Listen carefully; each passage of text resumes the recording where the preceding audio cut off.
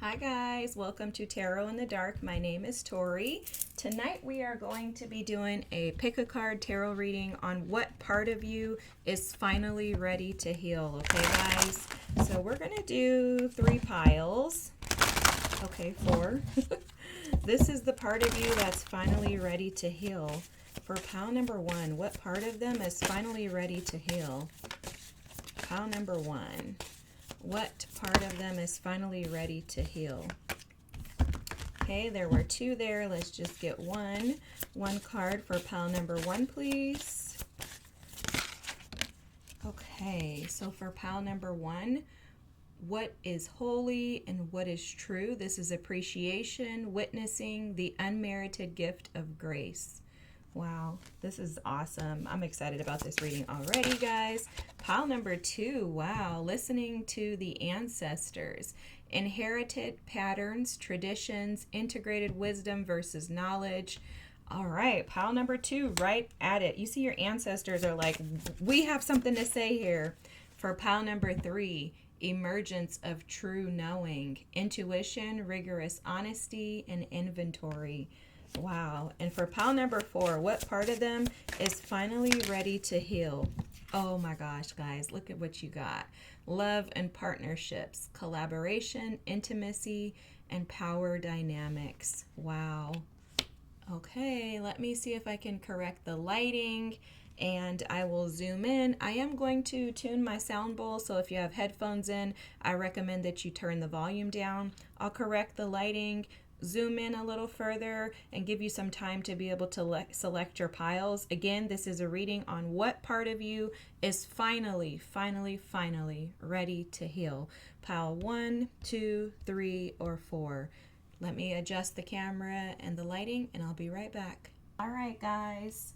So, placed a few tarot cards here. I just kind of pulled them out of my box without being able to see them. The 6 of Wands is here with pile number 1. This is what is holy, what is true.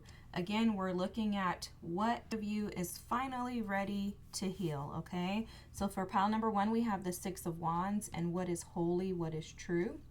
For pile number 2, we have listening to the ancestors with the King of Pentacles. For pile number 3, we have emergence of true knowing with the Hierophant. And for pile number 4, we have love and partnership with the 7 of Cups. Okay, again, this is the part of you that's finally ready for healing. I'm going to tune my sound bowl. If you have headphones, please turn them down. And I'll give you a few moments to select your pile.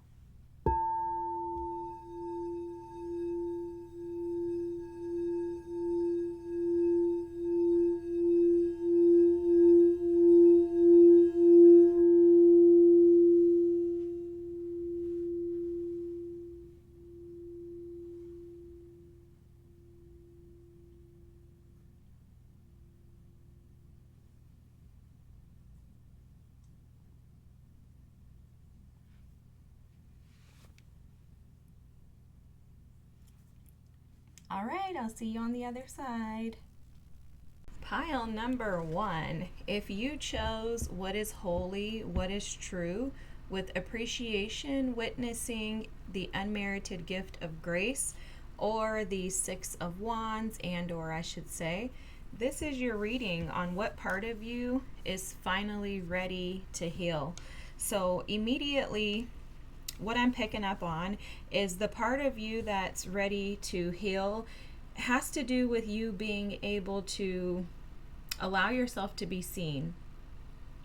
Okay, there's something about undermining your capabilities, your strength, your power, your purpose, maybe even.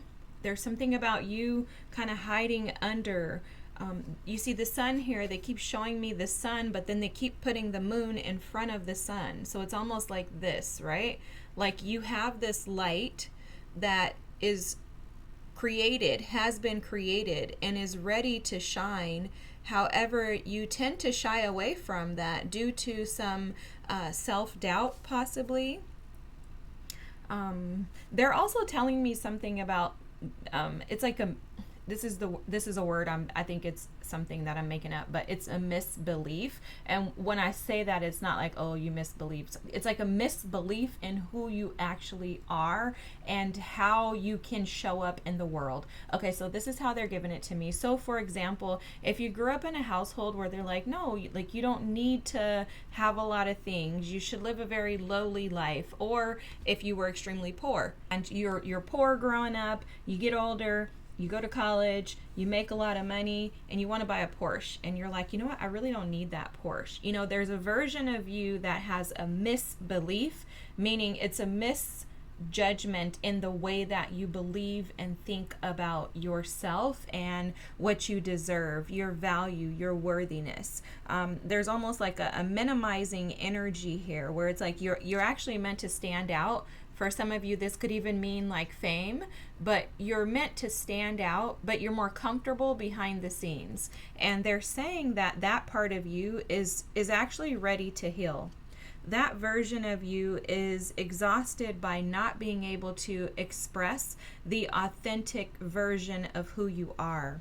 There's a part of you that knows, and that's your higher self. You're fully aware that you have something about you that is unique, that's set apart, that's, you know, special, we could say, right? But you don't want to take that on and make that your energy. It's almost like you have the energy of a Leo who doesn't want to be seen, okay? And so we all know that a Leo really can't hide. That's what your team is telling you today, is that you can't hide. No matter how far you try to run, it doesn't matter which direction you go, you're not going to be able to hide from this pile number one. And it's because it's who you are. And a part of embracing your highest self is accepting and validating that part of you that deserves to be seen, that deserves to take up space, and that deserves to be shown, right? Your gifts, your energy, the world deserves to have it. And not only that, you deserve to be validated in that space. You could have been challenged as a child with, you know, maybe you dealt with so much change that you couldn't find stability in like one thing. That's something that's coming through too. That's interesting, because I wonder why they're showing that. So it's like you could have dealt with so much change as a child that stability is scary to you. So maybe you chasing after your dreams, maybe you really being your authentic person or self is scary to you because it would mean that you would be consistent. You could have some challenges with inconsistencies. Not that you operate as an inconsistent person. It's more so like when things are inconsistent, that could be challenging to you. Like you could have some like energy of rigidity where you need things to be exactly the same way every single day. And that could have come as a default because of the changes that you had to endure as a child. I don't know, that seems very specific to me, but it's coming out for a reason. But there's something about you underappreciating, undervaluing, or even devaluing yourself and your radiance.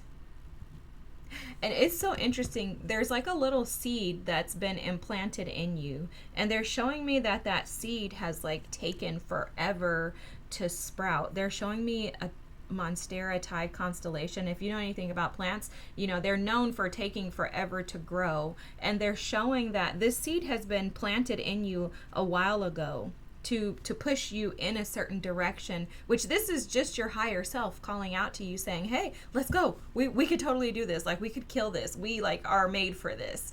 But the seed seems to be slow growing, and it's because there's a version of you that defaults to devaluing or underappreciating the gifts and the value that you have. It's almost like when you see yourself in action, you tend to shy away from it because you're like, wait a second, I don't want to go too deep in this.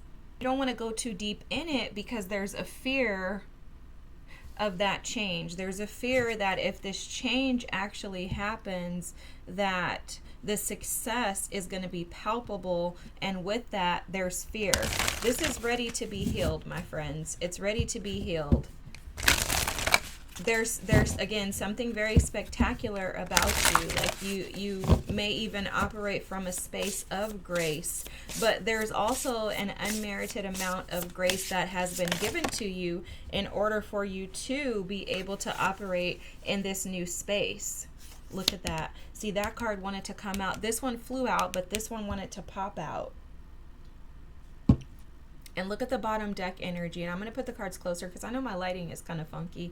But the ocean of deception, dishonesty, masking, and self-delusion. And this is where I think you find yourself falling into often, guys. The thing is, the deception is, and the masking is self-delusion, because this is all towards yourself. Like, I don't feel like you're like, like doing anything negative to anybody else. This feels like it's your energy, and it's just because that inner child, that version of you that wasn't validated, that version of you that maybe dealt with so much, conflict or so many challenges as a child, is afraid to allow themselves to be seen, because there could be a fear of not being validated by others. There could also be a fear of not being accepted by others. Like, if I do this, they're going to judge me. There could be family, friends, community, people around you, employers, coworkers, whoever. But whatever it is, it's stopping you from actually being able to shine. And you know what they're telling me? This is so profound, guys. They're saying that your energy is like the sun. I want to cry right now. This is so powerful. You have no idea like how powerful you are. They're saying that your energy is like the sun. In order for the gardens of the world, the plants in the world, right? In order for us as humans to be energized, re-energized, in order for us to be able to gain our strength, we need the sun to come out. So there's something very powerful about you. They're showing someone standing, like an artist, a painter, standing in a gallery, and they're painting a painting like in front of people, and people just catching, like, you come in and you see like the first 5 minutes of it and you're just blown away. And then maybe somebody comes in 30 minutes into the painting and they're blown away. And then somebody comes, an hour into the painting and they're like, oh my gosh, they're blown away. It's like no matter what stage you're in, your gifts are so powerful. They're so strong that we as the collective, as the whole, the world, we are in need of them, because they are going to provide energy. They're going to give us strength. They're going to empower us. But because of the wounds of that inner child, you're devaluing yourself, and you're not allowing yourself to be appreciated in the way that you deserve to be appreciated. Your team is so strong here, pile number one. Like, they are literally like, they're showing me ancestors standing on one side of a river. And they're showing me someone like wanting to step out into that river, but they're terrified. And the ancestors are like, go, we need you to do that for all of us to win. Like, we need you to push past your fears and step to the other side so that the rest of us can win. It's almost like there's a small space that someone needs to crawl through, and only you can fit into that space. And so it's like they need you to go, but there's this fear that you're going to fail, and there's this fear that you're going to be seen in this negative light. And it's almost like that is the thing that's keeping you stuck, but you're the only one. You are the chosen one, my friend. You are here, sent here with purpose, intention. And it's for you to crawl through that tight space so that you can not only heal this version of you once and for all, but so that your ancestors can heal this version of themselves as well. The strength and the power, the authority that you have, the responsibility that you carry, it is great. I can feel the weight of this. It's literally like they're telling me, pick up your cross and go. And so that weight is heavy. Imagine the burden that Jesus had to carry. However, it is because he was chosen, because he was saw fit. And it's the same thing with you. You are chosen to heal this because you are the right one. And you were chosen because you can actually do this. And so the ocean of envy here, this is about jealousy, self-doubt, and inadequacy. And this is the thing that has to be stripped away. You've outgrown this, which is why you're here today listening to this reading, which is timeless, by the way. So this part of you is outdated. You've outgrown it. It's that skin of the snake that's sitting at the tail, just needing to be wiggled off. And you're so close. Those seeds have been planted in you, and they've been wanting to sprout, but you've been hiding the sun from them because you've been hiding yourself. You are the sun, pile number one. If you don't allow yourself to shine, others, we, even you, will miss out on the gifts that were given to you for this lifetime. This inadequacy and self-doubt stem from a wound. There's some childhood wound around not being accepted and embraced, okay? They're going back to that invalidation energy. There's something within you that feels incapable of bearing this cross, incapable of wearing this crown. But it's you. It's you. And you have it all. There's nothing that you're lacking. I promise you, your ancestors are very, very, very loud. You're not lacking anything. You're not missing anything. You're not too big. That space, that crawl space that they keep showing, you are the perfect fit for it. You're the perfect size. And yes, it's lonely. Yes, there's fear attached to chasing after things that you've never seen anyone else before you do. Yes, there's uncertainty because of the worries of being rejected by society, by our groups, by our communities. However, on the other side of this is your rebirth, pile number one. On the other side of this is the resurrection that you've been praying for. And on the other side of this is your inheritance. You'll notice that she looks like royalty here. Your ancestors have crowned you with royalty, pile number one. Your energy is of the sun. It is of light. It is of energy, radiance, emergence, power, strength. The sun knows exactly when to rise and when to set every single day. It's innate that it's within the sun to do this. It's just very natural. So are your gifts. They're very natural because they're yours. They were given to you because you're the one who holds the key. You're the access point is what I'm hearing. And this is going to provide you with so much transformative energy. It's going to reignite you in a way that is unknown. It's like you just have to just jump off that riverbank. Like just jump off. Just jump. That's what they're saying. Just go, pile number one. Just go for it. Because when you go for it, you're going to receive the recognition that is the opposite of what you're afraid of. You're expecting and anticipating one thing, and your team is saying no. You have no idea what's waiting for you on the other side of this. It's power, it's position, it's authority, it's recognition. Again, probably even public recognition. And we're going to use these cards for you because I'm feeling such a profound energy here. Like I want to cry, I want to rejoice, I want to scream, I want to shout, I want to do so many things, guys. Look at that. Look, did you see? I don't even pull these cards out in a reading because they're so serious. Do you see this? Pile number one. Do you see this? Oh my gosh. Look at this. Look.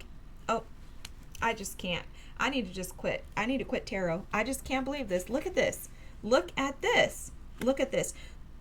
The Crown.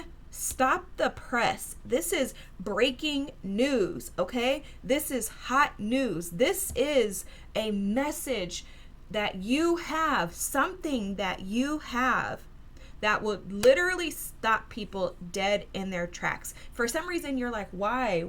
Like, there's nothing unique about me. Yes, there is. Yes, there is.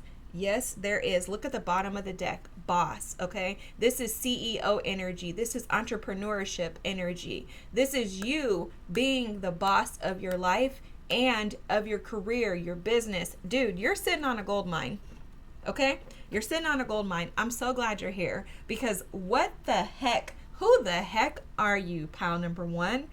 This is amazing. Even the ocean of envy, when you get out of self-doubt, you're going to bring yourself into this royal energy, this I keep hearing the royal priesthood, okay? But it's full of abundance. You see the gold that's all over this reading? The freaking crown. You're supposed to be a ruler over something. Your legacy, your inheritance is in these gifts that you're afraid to just put out. Put it out there. Just put it out there. Here's the thing that I've come to understand. And this is something that, is absolutely, something that I've had to endure as well, guys. So when you step out and you do something like this, like tarot, anything spiritual, anything that goes against what traditional belief systems people have. So for example, if you're, you guys know I grew up Christian. So as a Christian, I do tarot. Oh my God, I'm going to hell. Automatically, this is what the community would say. But what I've learned, though, is that there are so many things about the way that I believe that they wouldn't even understand if I began to explain to them. Then it doesn't even matter that they think that I'm crazy for doing this, because they just don't understand me as a whole.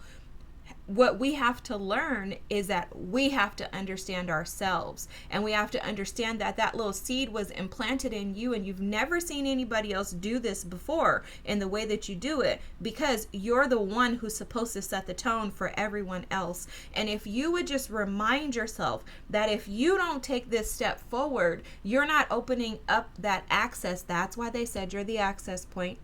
If you don't take this step forward, pile number one, you're not going to open yourself up to allow others to walk in your footstep. What about those other little girls, those other little boys that are just stuck under a rock, trapped and hoping and praying that someone would make way for them to be able to do the things that they do? They're waiting on you.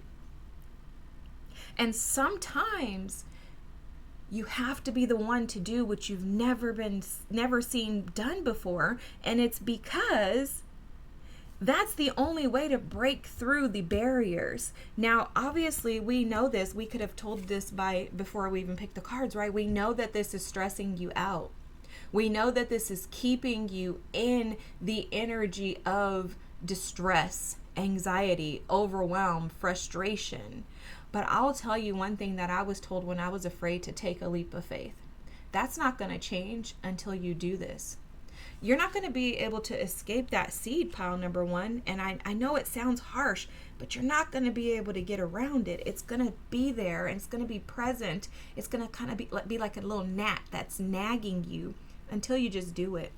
And then once you do it, I'm confident that you're going to receive what you're not expecting, okay? It's like the opposite of what you're thinking. You're thinking, oh my God, I'm going to be rejected. This is going to be crap. Yes, there's going to be people that reject you. When you have this type of energy, when you're crowned, when you have this breaking news, when you have something so powerful in you, this light, of course, there are people who hate the sun. Totally to be expected. However, on the other side of that, you are going to be crowned with an inheritance, a legacy, and something that is going to change the trajectory of your lineage. Not only that, it's going to directly, just in a very practical way, this is going to shift your life, pile number one. Oh my God, I was not expecting this. This is freaking awesome. This is so awesome. I'm sorry, guys. If you don't know, I get really excited about stuff. I'm here because I want you to win. And so this is winning to me. Like when you're able to say, you know what, I've been sitting under a rock and not recognizing that I'm the one that can make this happen. I can shift this around. And it just comes with doing things that you're afraid to do. You know, like they're telling me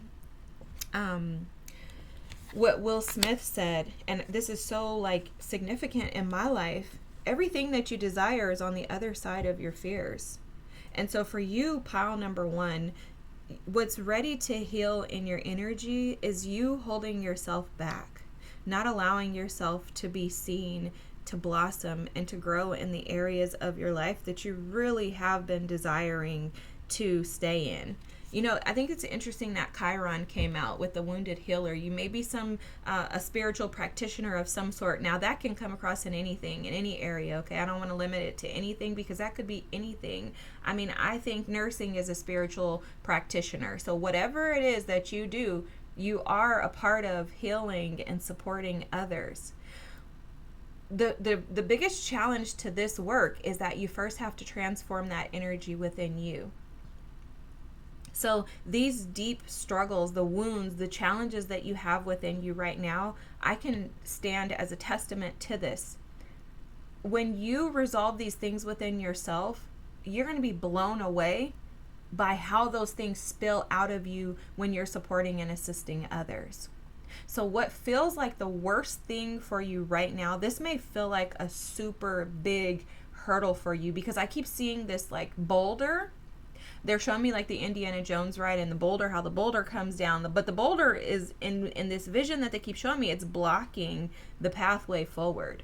And so I think you felt like there's a big boulder that is blocking you from being able to move forward. And that boulder has to do with healing this version of you that keeps convincing you that you are not the one for this task. The lotus here with the Master Buddha and enlightenment, this is you coming into the awareness that you are what you're seeking. You are exactly who you think you are. Okay, that's the best way to say it. You are who you're seeking is. You're seeking something, and you keep because it keeps showing me like somebody lost something. You think you lost it, but you didn't. It's already there. It's within you. It's just waiting on you to say, all right, I'm going to just step out on faith and do this.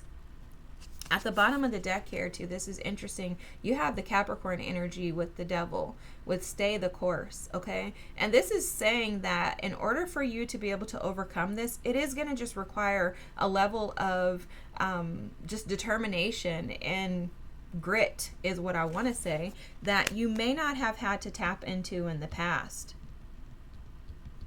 And I think that's where this insomnia energy comes in. You're like, man, I know that I could provide something that is so powerful, but I'm scared. And that's okay for you to be scared. There's nothing wrong with you being scared, but you have to do it afraid, because this version of you is ready to be healed. It's ready to come to some type of a solution within yourself, because your higher self is asking you to step into your authority. And I'm confident that, I'm confident that you're also ready for this. And you're just gonna, maybe you just needed to hear today that this is exactly who you are. Again, that you are exactly who you think you are. You see this rebirth with this little frog here? You know, you could be sitting in that tadpole phase, feeling like you're just waiting in the water, just kind of waiting for something to shift. You have two cards here about rebirth, okay? I would even say that the Chiron, the wounded healer, is a rebirth energy as well. But they're asking you to tune into the version of you that is the spiritual being and not the physical, being that's in the world. Here's one thing that happens when we go through these massive, and this feels very massive for you, when you go through these massive healings, ending karmic cycles, closing out old ancestral wounds, things like that, oftentimes it literally feels like death, okay? I think that this is something that we as spiritual beings forget, okay? You're going through a spiritual death it's going to be painful. When you are going through a physical death, you're going to feel energy in your body. You're going to feel stagnancy in your body. You're going to feel insomnia. You're going to have some night terrors. You're going to have pain. You're going to have suffering. But that's the only way to wiggle out, right? If you're trapped in this tight space, the only way to wiggle out is force, tension, right? And in order for something to shift, there has to be aggression. And that's what this feels like to me. It feels like you're just trying to get yourself out of this space, but you just can't find your way out because it seems like it's too tough. But if you would tap into your spiritual energy that is naturally within you, you would recognize that those wars that you're fighting are physical wars of the world. Your war is over here on this side. So it's almost like they're encouraging you to step into your natural authority. So one major thing that has helped me in this energy is to shift my perspective from thinking like a human into thinking like a spiritual being. As a spiritual being, there is no concern around what others will think, because it's not about them. It's about you and spirit. You don't even consider others when you think about things from a spiritual perspective, because there's a recognition that your purpose is bigger than you. It's actually not even about you. You're just a vessel that spirit has chosen to use and allowed to be gifted with this abundance. If you really think about it, your gifts are so abundant. I mean, just the fact that we can come and we can sit here and we can channel and we can receive these divine messages and guidance on how to resolve things, how to find solutions, how to get out of ruts. I mean, godly, that's miraculous. And when you look at it from that perspective, it shifts the energy of anxiety into, wow, this is actually a gift for me to be able to operate in this space. If I was the one that was chosen to wear this crown on behalf of my family, my ancestors, my lineage, I have to be powerful as hell. Excuse my French. There's no way that they would have chosen you if you were a failure. There's no way that they would have chosen you if you were inadequate. And there's no way that they would have chosen you if they thought for 1 second that you were going to let them down. It's just not going to happen. And so because of that, utilize that. There's an energy of appreciation and value from your ancestors. They see you as the prize, the one who was placed here to succeed as the successor, the winner, the chosen of all of the anguish, stress, frustration, overwhelm, all of the insecurities that your family had to carry. You were chosen, and you were chosen because of your strength. Because of your ability to conquer, to devour, and to rise above. And when you think about it from that perspective, it typically will shift you out of the energy here. Yes, you're going to feel some anxiety. Yes, you're going to feel overwhelmed. This stuff doesn't necessarily go away, but what you do is you push through. You push through, you draw on the strength of your ancestors, and you say, I will rise. It's something bigger than you that pushes you into that next phase, pile number 1. And in that, you heal and you resolve these things. Once you get going with this, I'm telling you right now, you're not even going to concern yourself with what everybody else thinks. Once you get going, you're going to be like, okay, whatever. I already put it out there. Now what? Now the ball drops, okay? You can sit in anticipation and wait for people to show up and to have negative thoughts, feelings, ideas, etc. But on the other side, you're going to feel such relief because you're going to hear the applause from your ancestors saying, well done, guys. I'm going to pull 3 cards and we're going to close this reading out because I'm telling you, this is crazy, okay? This is crazy. Crazy. Wow. My gosh. Look at this. 10 of freaking Pentacles.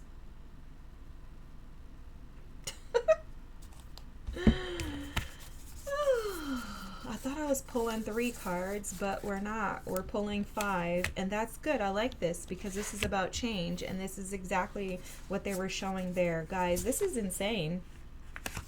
You have the Page of Wands. You have the 5 of Cups. You have the King of Pentacles. The Wheel of Fortune. Wow. And Judgment. Oh my gosh. Guys, Judgment is rebirth. Okay? Judgment is rebirth. I'm blown away. I hope you are too. I hope you see the truth in this. I hope that this reading provides you with some type of wisdom, insight, knowledge, relatable, practical information to help you see how freaking powerful you are. Oh my gosh, I want to scream. First thing I'm noticing, and I was seeing this right away, is this Page of Wands has something he's so passionate about. This is you. You have something you're so passionate about. But you notice he's turning away from his passion. He's turning away from the fresh start that he has in his hand. You have this in your hand. It's in your grip. However, you're not wanting to push it out. You're not wanting to release it out for others to receive it. And it has everything to do with fear of disappointment, fear of failure. That's the 5 of Cups energy. Fear of dropping the ball, letting someone or something down. You know what's interesting is the 4 of Cups, and this is what they're showing me in this. There's 4 cups here. This one is tilted to the side. The 4 of Cups energy is often the energy of detachment. It's not a healthy detachment, though. It's a detachment from the world that you want to actually live in, and it's based on the idea that you're not going to get it, you're unworthy of it, or that you just can't have it. It's not for you. And so that's interesting that that's showing up here. The 4 of Cups, you guys, I have all kinds of weird translations of these cards. I mean, I don't think they're weird. They're just not the traditional translations. But that's weird that that's showing up in this 5 of Cups, because it's almost like you could find yourself like trying to reach for, trying to seek out something because you feel like there's going to be a ball dropped. I don't know why I'm picking up on heavy energy of someone not wanting to disappoint their parents. It's come through a couple of times, but I'm just going to call it out because it keeps coming up. Like maybe you're afraid that you're going to disappoint your parents. You know, like maybe they want you to go to school and be a doctor and you're like, no, I'm going to go and be an artist of some sort. There's something here about if I put this out, people are going to think that I'm something different than I actually am. But you are. I heard that very clearly. You are. You are. You're someone different. You're set apart. And that's because you have a purpose to assist and support others in this arena. There's something about you underappreciating, devaluing yourself, and it's so that you can assist others in not doing the same thing. But there's more to that. There's more to that. There's more to that. Okay, they don't want to talk about it anymore, so that's fine. But the King of Pentacles is again showing that you're sitting on a gold mine. This is the card of success, entrepreneurship, being able to run your own enterprise, kingdom, right? Like being able to create an empire as an independent, supporting even your family members. That's something that's coming through too, especially with this 10 of Pentacles, is that you may not realize that what you're doing now in trying to establish stability in stepping out and moving into utilizing your gifts, you're going to be able to provide for those around you as well. This is bigger than you. This is almost like a recalling is what I'm hearing, but it's more like a regaining, recalling what belongs to your lineage that may have been lost due to a burden. So this could be overcoming something. Okay, they're showing me someone who sings, and maybe you had a family full of singers. They're showing me this is like a screen, it's like a movie. I don't know what movie it's from, but there's a scene in a movie where they're like, you can't go and sing because your father, that's how he failed in life and became an alcoholic or something. So they're like, you can't go and sing because you're going to end up just like him. But your team is saying that's his story, not yours. Your story is different because that cycle ends with you. Okay? The old way of losing, or missing opportunities, however you want to say it, the inability to actually conquer, it ends with you. You came here to conquer, pile number one, and your higher self is ready to heal the unconquering that has been going on. I know I've been making up words, y'all. Just forgive me. Work with me. But you're ready to overcome this. You're ready to heal. You're ready to be resurrected. You're ready to step into this energy of renewal, prosperity, abundance, godly. I mean, what are you missing here? Please, somebody tell me. What are you missing here? Because the reading is showing, and they're saying to ask that question. They're very intentional. Your team is very intentional. I love this. They're saying, they're asking you, what are you missing here? Like, what more would you want than these things? You have the 10 of Pentacles, the 6 of Wands, the wounded healer with Chiron, the master Buddha with enlightenment, the lotus, the crown, the breaking news, stop the press, important, significant information here, the wheel of fortune, the king of pentacles, judgment, rebirth, the ocean of resurrection. Did I already say that? What is holy and what is true? What are you missing here? They're saying, they're asking you that question. Might I add, the bosses right here. They're asking that question because that's exactly what they ask whenever you doubt yourself. They said they're asking you the same thing. Like, what are you missing? What are you missing, pile number one? This old version of you is ready to be released. It's ready to be shedded and lost. Okay, it's ready to be buried is what I heard. Judgment is asking you to step into this calling. You're being called out, and you're being called out because it's you that they desire. It's you that they need. It's you that we need. We're going to pull one last card, guys. This is powerful as heck. I mean, I couldn't ask for a better reading.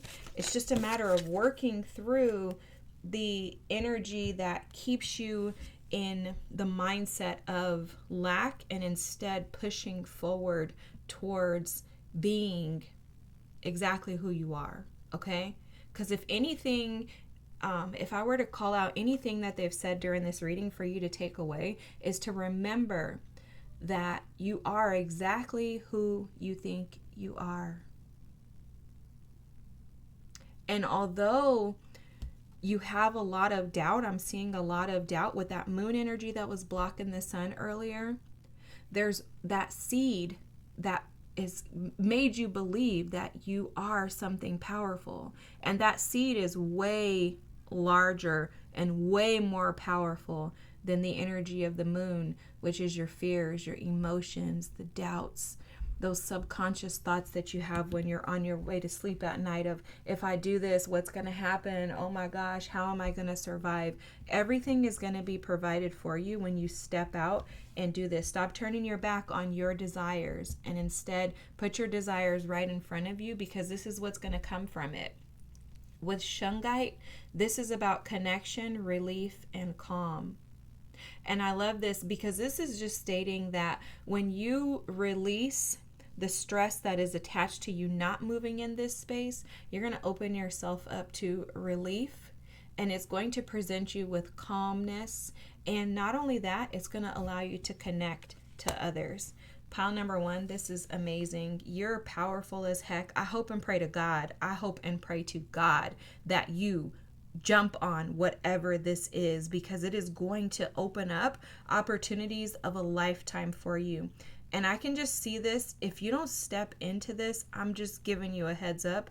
You're gonna regret it. I know you know that. You don't need a tarot reader to tell you that. You can feel that. That's why you're here. That's why you're listening. And that's absolutely why this energy is being healed as we speak.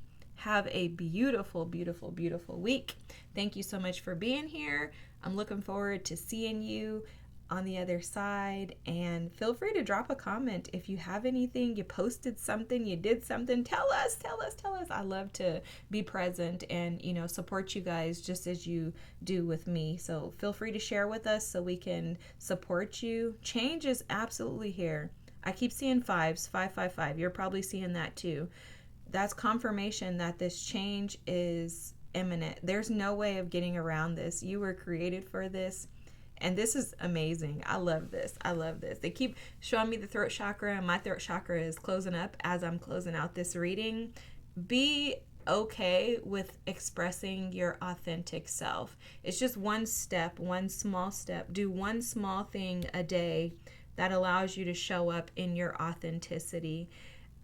Try to remind yourself to think of this as a spiritual being and not one who is attentive to the ways and the thoughts of the world. And hopefully that will assist and support you moving forward.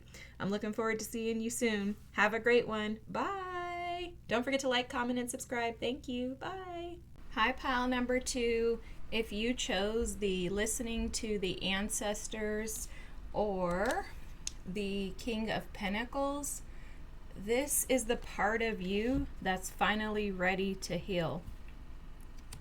So this is interesting because immediately what I'm picking up on with you is that there's some ancestral karma connected to financial gain, connected to being able to run operations and almost like a lead your life, okay? So this could be strictly financial, but they're giving me now the energy of some ancestral karma around not stepping up to the plate, okay?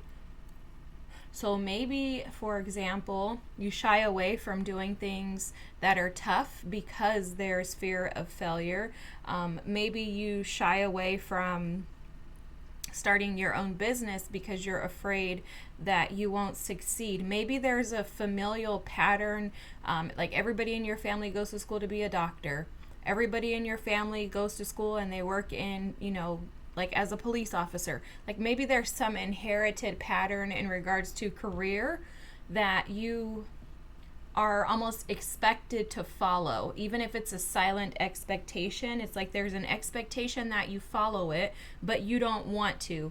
That part of you is ready to heal. The version of you that's been settling for less than what you believe you are supposed to have in life, that's the part of you that's finally ready to heal, pile number 2. If that's resonating with you, let's keep going. So this is about inherited patterns, traditions, integrated wisdom versus knowledge. Yeah, that has a lot to do with what we were just talking about. Okay, also another thing that's coming through is like stagnancy, staying stuck in the energy of this is what I'm supposed to do, this is the best life for me, and not thinking outside of the box, because they're telling me something about the grass being greener on the other side. And that for some of you, you're challenged by pushing past the status quo. Okay? And if so, that part of you is ready to heal. That part of you is ready to be resolved. The higher self, the version of you that is aspiring and desiring more, is calling you, including, I would even go as far as to say, your ancestors, considering this card came out. Okay, I think that there have been individuals in your lineage who have chosen to avoid this version of themselves, right? Like, our ancestors are present to assist and support us into our destiny.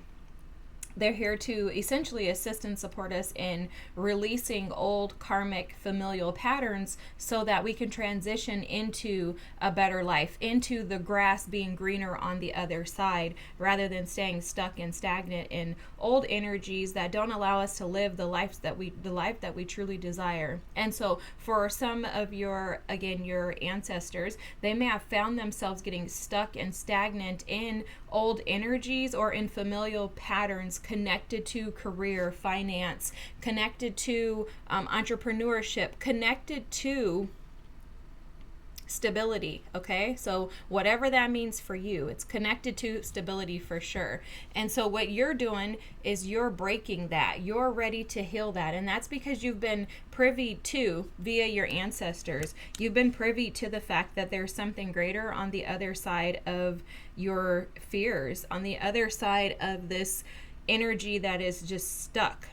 It's almost like if you, so this is what they're showing me, like you may be at family gatherings and you stop and you're just looking around and you're like, you guys are all stuck in this pattern and you don't even recognize it. And for you, you're like, I don't want that. I don't want to be stuck in just mundane energy, right? Like, you know, another thing that's coming through too is that maybe you want to travel, maybe you want to explore, maybe even your religious practices, your spiritual practices vary or are different from your families, and you just want to do whatever it is that you feel you're being guided and directed to do, whereas others in your family have been too concerned about breaking traditions, and that's prevented them from actually getting to, going back to what they keep telling me, the grass being greener on the other side. Now it's interesting because your bottom deck energy is the ocean of mother's milk. And this is about nurturing, harvest, and prosperity. It's interesting too because the way that they were showing this to me is almost like everyone has drank from this milk, right? This familial milk. And that milk has presented them with a specific lifestyle. And you're the one that's like, I drank the milk, but I'm going to drink chocolate milk versus just regular milk, right? You're like, I'm going to do something different with my life. I'm not going to be stuck in this energy because you want to actually experience the vibrancy and the fullness of life. So the card that came out for you is the Ocean of Healing Sage. Wow, this is powerful. You see this mirror, how she's looking in the mirror and the mom has the mirror here. It's interesting because I'm seeing this as you looking in the mirror through the lens of an ancestor.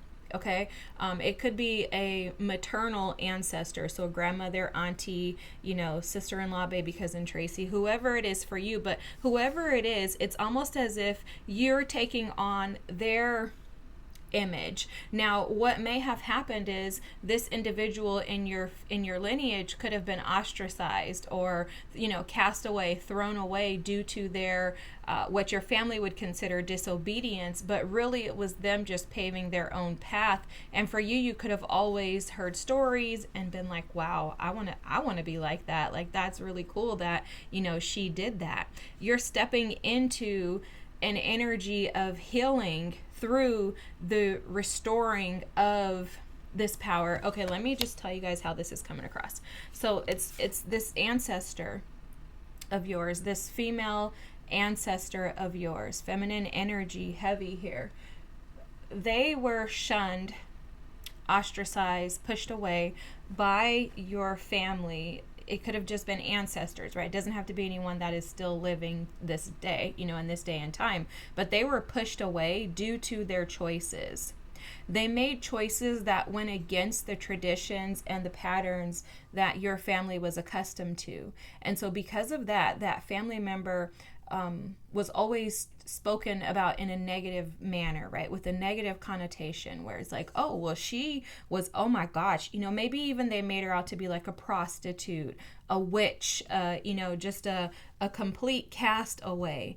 And it's almost like her energy was like breathed into you. It's very interesting. It's like they're showing like her like breathing that energy into you, and you're the one that's like, no, this energy is powerful because this is the energy. Like, they ran away from it because it wasn't a part of their traditional customs and traditions. You're running towards it because you recognize the power that is within it.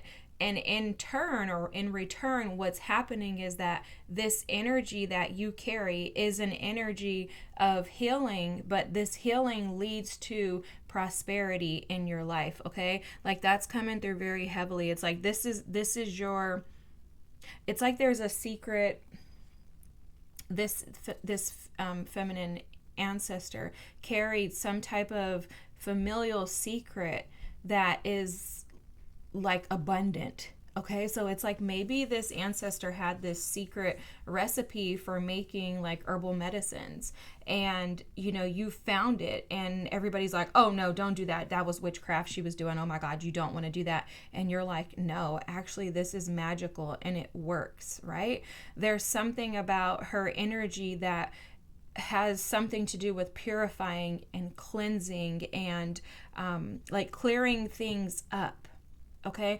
Another thing that's coming through too is that if this isn't something like that you can tangibly feel, it's an energy of not being afraid to stand up and speak your truth, right? Maybe this ancestor was shunned away for doing that, but your energy speaks through her almost. And it's like you're the one that will stand up. You will defend what you believe to be true. And so because of that, it's supporting you on your path, and this version of you is healing because you're going to be able to take this energy and support others. This is very interesting, guys. During the reading, my phone fell, which it was not in a position to where it should have fell. The light got disconnected and it went off. And so there's something about this energy where you're not afraid to cause disruption, even if it means that the lights are going to go out. So what that means is that there's been a version of you that has operated from a space of fear.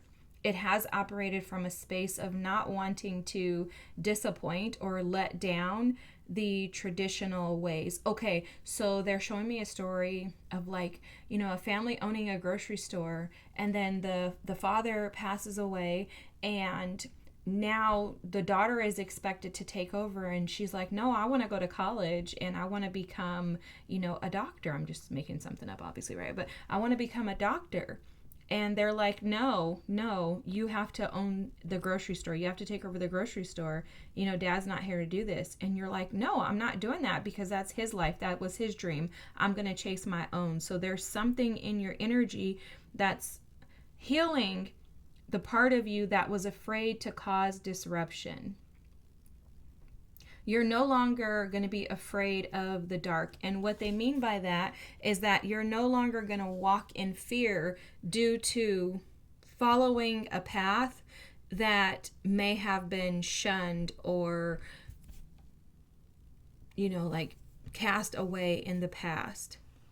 The energy is very interesting, and I actually am feeling a ton of pressure in my crown chakra. So it's almost like there's been a disconnect in your family due to, I feel like this, like they're showing me this ancestor as like a tornado. So you could have some familial like wounds that have been swept under the rug, and you may be the one that brings them into the light, right? You also are healing the version of you that was afraid to dig into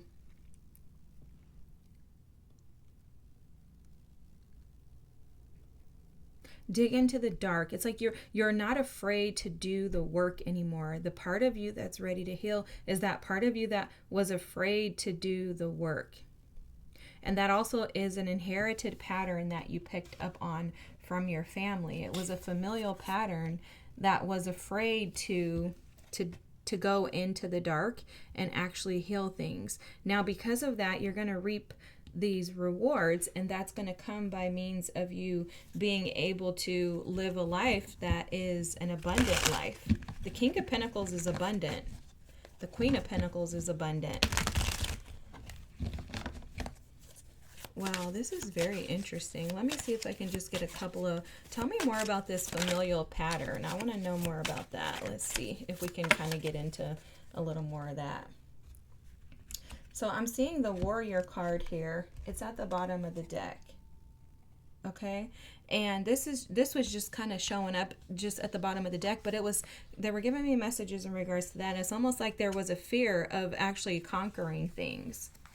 Yeah, look at this. Idealistic organization, guys. This is exactly what we were talking about with these inherited patterns, being afraid to break the rules, the status quo within the family. That's exactly that energy. And then metamorphosis, right? This is the ability to transmute energy, to alchemize things, and to shift and change for the better. This is what's ready to heal within you. Your higher self and your ancestors are calling you to step into another dimension when it comes to your healing. And what I mean is not anything weird with dimensions, but it's more so about allowing yourself to expand. I'm seeing the Sagittarian energy here with Jupiter, with this telescope energy. And they're saying that they've been asking you and pushing you and nudging you to move beyond the limitations that maybe, like I said, have been a part of your familial patterns, and instead to expand your thoughts, your mind. You know, you may live in like a small town. You may be very close to your family. This also could have something to do with church, this idealistic organizations, church, a mosque, Muslim, what's it called? Something like that. You guys know what I'm saying?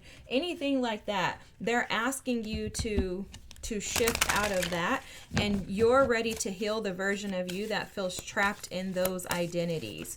Okay, so maybe that's what this feminine ancestor did, was she was unafraid to step out of the traditional ways of doing religion and spiritual practices, and that has now kind of been passed on to you.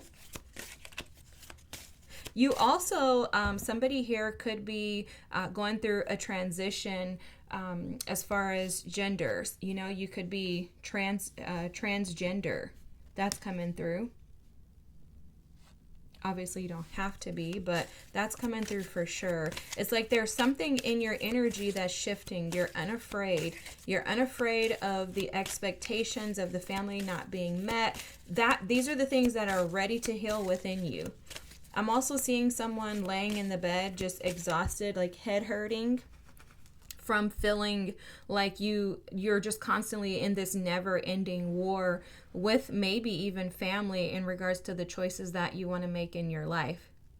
They're showing me Vedic astrology, and in Vedic astrology, individuals who are from India who practice Vedic astrology, you know, that's not just their like religion, that's their spiritual practice. Like they actually live by their, you know, beliefs. And so for some of you, all of those, okay, for someone here, you could feel like if you step out of this, you're going to lose a lot. If you step out of the status quo, you're going to lose a lot, because it's not just a tradition, but it's a lifestyle.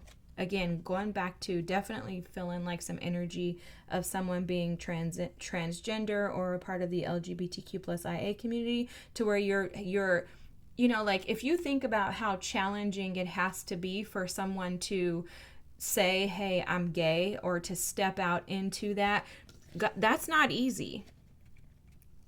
And I think a lot of people underestimate that, especially if you're not gay. You don't, you know, obviously we don't understand if we're not that, whatever that is, whether it's gay, whether it's black, white, you know, Indian, Mexican, whatever. If you're not that, you really don't understand the way that those individuals feel, because you've not had those same experiences. But I can imagine how difficult that could be in a culture where, you know, being gay or lesbian is not accepted, and then all of a sudden you're like, I have to step out into this. So what's healing in you, no matter what your situation is that you're no longer going to be afraid to be in the dark. That means being isolated, feeling like you're all alone, feeling like no one understands you, feeling like, you know, you're the loner, feeling ostracized, like you're not accepted and embraced by your community, by your family. You're no longer going to feel unsettled in instability, okay? Which is powerful as heck. It's powerful as heck, because really stability comes when you can create that within yourself. Stability doesn't come from exterior, you know, events, activities, people. It comes from ourselves, our inner selves. And what, oh my gosh, I swear, guys, I just looked down. Look at this. It says stability, Jasper. Okay, but stability comes, I love when that happens, because you guys, I always say this too. If you're a tarot reader, you know this. You're like almost never like looking down. I'm not looking down at the cards that I pull. I'm typically looking at the ones that are already out here. or just staring off into space. When you're channeling, you just kind of wherever, right? But I love when that happens because it just shows the synchronicities in your ability to heal this version of you and instead step into this warrior mode. Okay, so Jasper here with stability, wholeness, and perseverance. This is just showing up to state that you have been on a journey of perseverance. Okay, I'm seeing you just press through. What I'm seeing is the sports card in this deck, and it's about endurance. And so I'm seeing you go through this long journey of transformation, right? This metamorphosis energy, and just allow whatever happens to happen. You've gone through that, but it's been very painful. What's ready to heal within you is the part that is attached to that pain and no longer, able to stand, or the part of you that's attached to the pain that prevents you from being able to step into the new experiences. Now you're ready to step into that greener grass that's on the other side for sure. Ooh, garnet. This is beautiful. This is about vitality, passion, and love. Oh my gosh, I love this. And then Mas Agate, which is harmony, balance, and serenity. Oh my gosh, this is awesome. So you absolutely are ready to transform from doing things the way that your family or that others want you to into doing it your way. I'm hearing the Usher song My Way. So it's like you're moving into living life by on your own terms, okay? Your own way. Okay, 11th house is here with groups. Okay, this is the Fool and the Star, but the 11th house energy is Aquarian energy. This is about your community, okay? So you're ready to move away from the familial patterns that make you feel unwanted, is what I'm hearing. Wow, I'm so sorry. There's something about your family that may be very strict or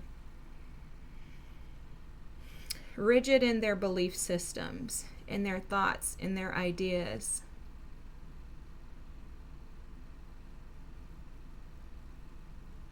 It's like I'm seeing you look in the mirror and you see your family, but you see the version of you that is, it's weird, how can I explain this? It's that there's a version of you that you see when no one else is there, and that version of you is free. When you look at yourself through the lens or the mirror of your family, there's some type of burden, okay? It's a burdened energy. It feels like a heavy energy of, I have to meet this expectation.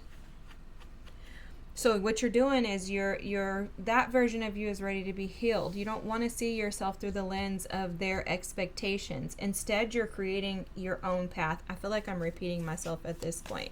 It's almost like you're going out to find your own support group. You're like, you know what? I know who loves me. I know who loves me, and that's where I'm going to go. I'm going to go where I'm loved, where I'm supported, and where I'm accepted, no matter, who I am, what I am. You're leaving behind the version of you that's looking for validation in others, and instead you're going out with this fun times and seeking experiences that align with you and who you are. I don't know why they're giving me this other vision. When I was in nursing school, when I was in nursing school, there was a young lady, and she was a Mormon, and she would always tell me stories about what they would do at the church or whatever. And when she would talk, I would be listening she hates this. And but I don't think she realized how much she hated it, or how much she expressed her hate for that lifestyle in the way that she spoke. Okay, sometimes we talk and we don't realize that we're telling on ourselves, or we're telling our story. So That's how this feels to me, is like there's something about the way that life has been for you that you feel is very mundane. It's like you feel like you've been just going about life. I mean, this could be something as drastic as like, you know what, I've been working you know, as whatever, a lawyer for 20 years. I'm tired. I don't want to do this anymore. I want to go have fun. I want to find people that fit into my lifestyle, right? Like, you know, maybe it has nothing to do with your family, but you're just like, I just don't want to follow in the same path that I see everybody else in my family do. Like, they go to work, they go to a 9 to 5, they, you know, go on the weekends to bingo, they do this, they do that, and you're like, that's boring. I want passion, I want wholeness, I want fun, I want harmony, I want balance, I want to enjoy life. And so in order to do that, that's going to require that you look in the mirror at these familial patterns in order to be able to figure out why everyone in your lineage has been trapped in this status quo. And that is the metamorphosis. That's the part of you that's ready to heal. The part of you that is living a boring, mundane life. And instead, you want more thrill, more excitement. For someone here, you want more expansion when it comes to your purpose in life. Okay, the 11th house energy can be the Uranian energy, but it's Uranus, but it's also the energy of higher thinking, right? Like thinking about like the humanitarians, the philosophers of the world, the ones who see the bigger picture. And so the version of you that has been kind of like trapped is how this feels. Okay, forgive me, that's such a strong word, but it's like you, the part of you that's been trapped is ready to be healed and to break free and to go out on new adventures. And that's requiring that you step out of the norm. And that's where this warrior energy comes from. This is challenging, and it's so connected to your family patterns that it feels like a challenge to overcome this. Not it feels like, I'm not gonna lie, it is a challenge. It feels like a challenge to me to be in the energy because I can see the desperation within you. But like I said, it's like you're not gonna allow yourself to stay stuck in the mirror of everyone else's identity. Wow, look at the cards that you have here, guys. Okay, this Five of Swords, I want to speak to this first because look at the energy in this Five of Swords card. It's literally like you're releasing. Okay, how can I explain this? It looks to me like she's like a pincushion. Okay, and it's like you've been poked and prodded by life, by these familial patterns that have kept you in pain because you haven't felt true freedom. And the lies that you had been telling yourself in regards to why you have to stay stuck in this, why you must do this, why you must go to work from 9 to 5, take a lunch break, take your kids to soccer in the evening and go home, and then that's a good life. You know, it's like there's that version of you. You're recognizing that it's caused more harm than good to you. And this is you walking away from that. The Three of Swords, the Eight of Swords, and the King of Pentacles, guys. Wow. I thought this was the Ten of Swords. This Three of Swords is pain. You know, for someone here, you could be actually deciding to leave a long-term relationship because you felt trapped. You know, like maybe you feel like you've had to stay there because you have a responsibility to this family, to this organization, which that could be a marriage. But in reality, you're understanding that this is causing you, again, more pain than good, but it's also keeping you trapped. Like it's like you're just going through this awakening. The part of you that wants to heal is the part of you that is like, my life sucks and I don't deserve to live a life that sucks. I deserve more. And again, I'm going back to that inherited family patterns because this is what happens all too often, is that we watch our family members live these mundane, boring lives and we think that that's the way that it's supposed to be. you're changing that. Wow, look at this. The King of Pentacles and the King of Cups. Oh my gosh, guys, what a transition. I love this because I will tell you, I love me a King of Pentacles.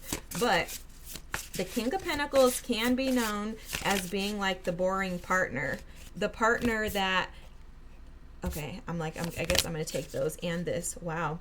The partner that, you know, like you go to work, you come home, but there's not much else to them. They're very consistent. They enjoy consistency. They also enjoy, I would just use the word like regular activities. Now, again, for each of us, we have a preference. It doesn't have to be your preference. I'm perfectly fine with the King of Pentacles. But to add the King of Cups here, it's just showing me that you're seeking more emotional connectivity to the people that are around you. So again, this could be a marriage, it could be a you know, boyfriend, girlfriend, fiance, whatever it is. It could be family, but it could also just be in your connections in life as a whole. You could be seeking more emotionally connected relationships. And I will tell you that if that's what you're seeking, that's what you deserve. That's what you should go after. The version of you that's been stuck in pain, maybe through some traumatic experiences that have happened to you in the past, feeling trapped, feeling like you can't get out of this captivity of life, your higher self is bringing the options to your attention because they are accessible and available to you. You are not supposed to live a boring, mundane life. Now, sometimes we make our lives these things. Oftentimes we make our lives these things, right? We get to choose what it is that we want to do, but sometimes these are the things that are given to us as gifts because they are opportunities. They're gifts that afford us opportunities to say, hey, you know what? I don't think I want that anymore. Instead, I want this. I used to want this King of Pentacles, the stability. I wanted to have the financial stability. I wanted to be able to relax and enjoy life. However, I realized that this is boring, right? Like, I don't want to be a stay-at-home mom anymore. Instead, I want passion. I want excitement. I want to be able to feel spiritually connected to my partner, to my friends, to the people that I connect and interact with. And if you're missing that, that's awesome. Go after it. It's going to require that you stand out, stand up, and that you act as this warrior, though, because what you're doing is inadvertently you're breaking and healing ancestral patterns. The Ten of Swords is at the bottom of the deck. Okay, and this was what I thought that Eight of Swords was. This is literally how this is going to feel to you, pile number 2. In order to heal this, it's going to require and ask of you to endure the pain and suffering, but with an understanding that this is temporary. Okay, I'm seeing this very, very clearly. There will be people who will be disappointed in you. There will be people who will tell you you're stupid, you're a fool, why are you doing that, what's wrong with you. That may happen. It more than likely will. However, the only way out is to draw on that energy of your ancestor who was unafraid to operate as her authentic self, and instead you step into your authenticity. Yeah, guys, I can't help but to feel like this is someone who is wanting to leave a connection or a partnership, because you have the Four of Swords here, and I was feeling that like you're really just asking for peace. You want reciprocity, you want stability, you want comfort, but you want to know that you're seen, that you're validated. And I'm going to again tell you, as someone who has been in this situation, you deserve that. And there's no organization. See, this, for me, church kept me bound in a marriage for 20 years because I felt like I was going to go to hell or something was going to happen to me if I left. Also, this idealistic organization can be people, outside influences, family, friends, community, etc. But I'll tell you, the best decision I made in my entire life, which catapulted me into a metamorphosis, into this King of Pentacles energy, was me deciding to tap into that warrior energy of being a savage. And yes, it was very, very, very painful. But after the pain always comes the rain. That's renewal. You have the Knight of Pentacles. This just shows that this has been a very long time coming. That's also that Eight of Swords, Ten of Swords energy, where you have been trapped in your mind in regards to whether or not you could actually do this. Can you actually get out? Because you have the Six of Swords. And what's the cost? You know, I think a lot of people don't take that into consideration when you have the Six of Swords energy, is that there's a cost to that. When you have the Six of Swords energy, there's a cost to you leaving that stormy environment and moving into peace, because the stormy environment becomes your norm. You don't know what peace looks like, feels like. You can't even imagine it because you haven't experienced it. So all you know is the comfort of the storm, and that storm, that rain, that chaos, that conflict, the hail, the thunder rain, that wants to constantly pull you back in. This is where the savage warrior version of you has to come out. Because you are doing something that no one else in your lineage has done before. And it's going to require you to persevere. But on the other side of this, you are absolutely going to be met with benefits. Judgment here. This is saying that for you, this is an offering. Okay, pile number 2. There's an offering that is being gifted to you in this moment.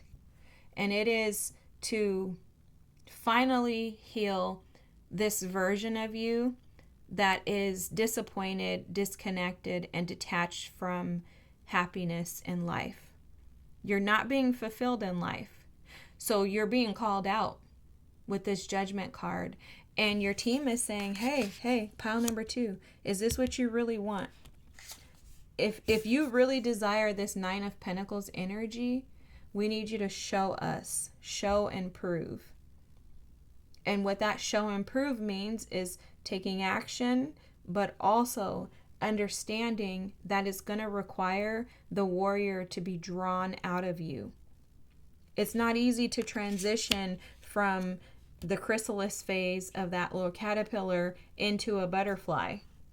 There has to literally be a death and a rebirth, which is so interesting because that's the card that's underneath that Ten of Swords. The pain that you endure in going through this process is death. It feels like it. So just like when somebody passes away in real time, we go to their funeral, we have a Passover or, whatever you want to call it. We eat together. We have, grief. We go through those stages, phases. We endure. It can be long suffering when someone passes away. You have to allow that for yourself as well. Because when those dried bones dissolve, there is a rebirth, and it's going to give you a new identity, one that is full of strength, power, endurance, tenacity. And you're going to be able to walk in the authenticity of yourself. And this is not only going to do great things for you, but also for the rest of your lineage. You may have a daughter who's watching you. You may have a daughter that is needing to see her mom or her dad stand up for themselves, put themselves first, and not allow outside influences to dictate who they are and who they become. Because that's how this feels. I think this situation that you've been in, whether it be family, friends, partners, whoever, I think the situation that you've been in has kept you small. And I think you're ready to be able to stand out and be seen. I think the version of you that knows that there's more to life is tugging at your heartstrings. And through that, you're going to listen to your ancestors and heal this inherited pattern. Wow, this is powerful. Pile number 2. It's going to take courage, but you're being told that you have everything that you need. It's either that you can stay in the pain or you can transition into a more prosperous, peaceful, abundant, harmonious, serene, and balanced life. All right, pile number 2, this is the part of you that's finally ready to heal. I hope it resonated. If so, feel free to drop a comment, like, and subscribe. And please come back next week or in a couple of days when I post the next video. I'll see you soon. Thank you so much. Have a good night. Bye. Pile number 3, if you chose the Emergence of True Knowing card or the Hierophant, this is your message. So guys, let me tell you, I have been sitting in your energy for, this is the 2nd day now. So I was trying to record your reading, but this little Hierophant tarot card went missing. It was lost and I couldn't find it. I literally just found it like 5 minutes ago when I was sitting down to prepare for your reading. And I said, you know what? I don't care if I can't find it. I'm going to just pull this larger one out.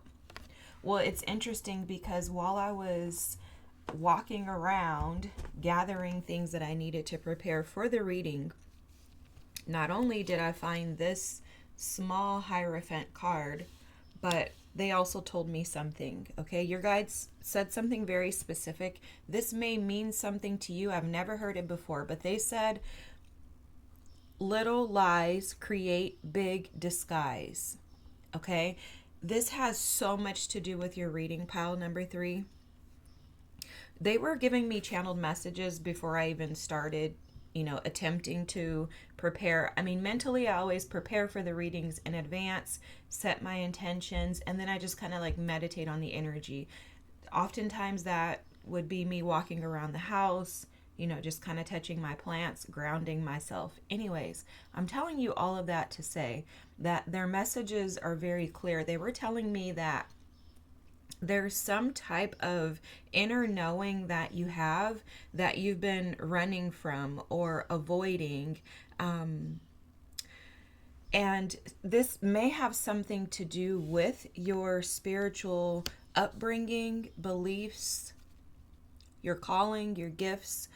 It's almost like there's a teacher within you that is afraid of being received.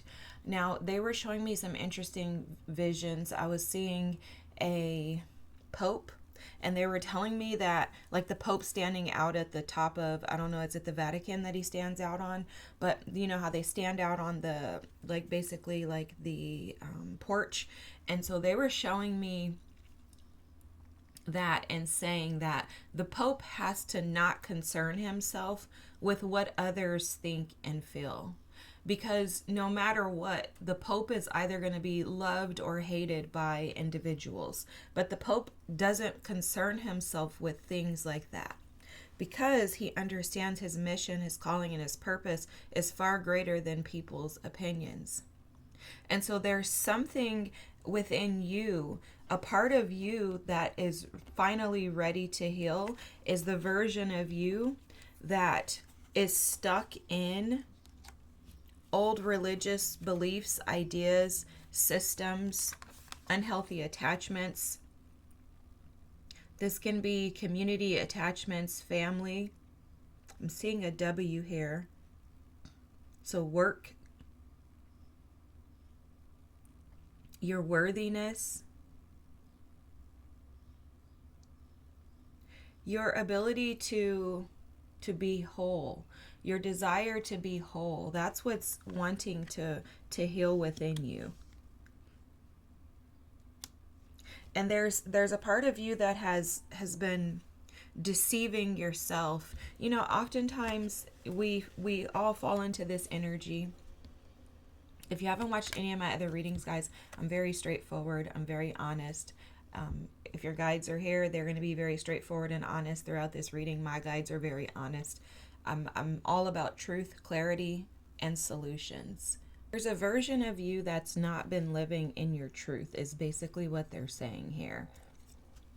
This version of you that hasn't been living in truth has been hiding behind some type of identity. There's it's like there's something going on behind the scenes that has been preventing you from being able to operate in your trueness. And that's what's ready to finally heal. I'm seeing like someone exhausted. They're showing me the Nine of Swords, exhausted due to not really living in your truth, which that is exhausting. I mean, when we're not living in our truth, we're in a constant state of anxiety. It's like scattered energy. I'm seeing someone just kind of running to and fro, like trying to sort through things. This has been creating challenges for you in more areas of your life than I think you're recognizing. And I think it started with just something very small, which is why I couldn't find this and I had to get this. That very small little lie that you've been telling yourself has led to this larger disguise. You see, you can't even see the small card when it's behind this because the disguise has become larger than the little lie.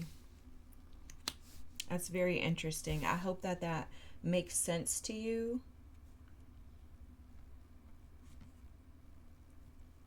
Let me grab a different deck. They're telling me to grab a deck. I'll be right back.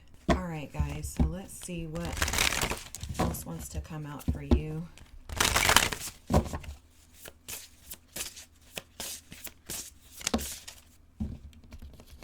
Find your soul tribe. Wow, that's awesome. And then the bottom of the deck here, you have befriend your inner child.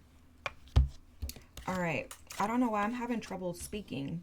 Just kind of started with your reading, but I do think that this is in alignment with how you're feeling. I think that your challenge is speaking your truth and walking in it relentlessly. You know, it's like all of the examples, the scenarios that they showed were of individuals and people being trapped in situations where they're not actually able to fully express themselves, and it's the root of it has to do with some type of fear. So this fear within you is finally ready to be resolved once and for all. This Find Your Soul Tribe card is showing up to say that there are people who believe like you. Like maybe you have some crazy, wacky thoughts and beliefs that would completely do away with or abolish, you know, traditional ways of doing things, which is what the Hierophant stands for. You know, typical traditional ways of seeing things, one-sided perspectives, perspectives that lean towards, you know, this is greater than that. Those black and white thoughts. Maybe your way of thinking and feeling, you know, and it could be very specific about spirituality, but I don't want to limit it to that because this is a general reading. But it could be something broader than a spiritual belief system, practice, or identity. You may feel completely opposite, or you may have these outrageous ideas that you're like, if I said this out loud, people would think I was crazy. Well, let me just tell you, friend, you're at the right place. And it's 11:11 right now. I don't know if I can even pick this up to show you. You see this? Don't see me because I have my hair covered up. But 11:11, guys. 11:11. You are in alignment when you're operating in your authenticity. And a part of that may even be you being here on this channel, okay? Just that's interesting that that's being shown that way, but a part of it could be that. Because I'll tell you, I can relate to that. I don't negate anyone's religious beliefs. You know, I grew up as a Christian. I still consider myself a Christian. I consider myself a believer. You know, that's really what I would call myself rather than calling myself a Christian. That's just because I have a different version of Christianity than the church or my local church thinks, right? I don't think the same things, but that's okay. And so maybe you need to know that so that you also will be okay with your own beliefs, because this version of you that's been lying to yourself. And I don't feel like, and I'm using the word lying, I know that sounds very aggressive and strong. No offense. Please trust me. Here, there is no shade. If I told you half of what I thought, you'd be like, girl, okay, let's talk. But it's the lying, and I'm guilty of this, okay? So I totally understand where you're coming from. The lying is that we try to convince ourselves that these are my thoughts and nobody else has to feel this same way. The other part of it is lying to ourselves and trying to convince ourselves that this is just something that I'm supposed to know, right? It doesn't mean I have to share it with the rest of the world. And that is the case in some situations. There are certain things that need to come out in divine timing, right? Like, I'm not going to just start blurting out everything that I believe, because there's a timing. And, I feel like Spirit will advise you when the timing is right for you to bring those things to the attention of the collective. Another lie that we can tell ourselves is that if I speak this out of my mouth, I'm going to be ostracized. People are going to think I'm crazy. They may even want to put me in a mental institute, depending on where I live and who I'm around, right? Or that God is angry with me. God is going to, send me to hell. I'm going to be condemned. I'm going to be, like the worst if I even think these thoughts. And the reality of it is that if God has given you these thoughts, allowed these thoughts to be present, He's okay with you bringing them back to Him, right? Like, Spirit is not one that's going to deny you access. I mean, I don't know why this is coming up, but even for you, you may be challenged by calling God Spirit. Maybe you want to say universe, and you're like, oh my God, but that just doesn't sound right. And so this is what is being asked of you by your team, is they're asking you to take inventory of what you truly feel. Now, I'll share with you also, I know I'm sharing a lot of personal stuff, and I don't know why. Maybe you need to hear this. But initially, when I started to dive into tarot, I had a very hard time, and I thought I was going to hell. I can't tell you how many times, at least 3 different times, I threw away all my tarot cards. I would create a collection, probably $500-$600 upwards to thousands of dollars worth of tarot cards. I would get them, and then I would throw them away, because I would be like, oh my God, I'm going to hell. Oh my God, I'm going to hell. I'm going to go to hell, because somebody would say something, and it would trigger me to think that this is some type of divination. And in the Bible, it says don't practice divination, occultism, and necromancy and all this stuff. And so I was freaked out, and I would just throw my cards away. And then I would be like, but I feel so drawn to this.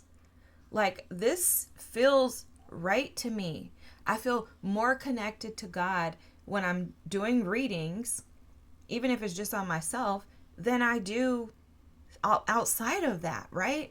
Or like, not necessarily more connected, I shouldn't say that, but I can see Him clearly in my tarot readings. I can not only see Him, I see who He's made me.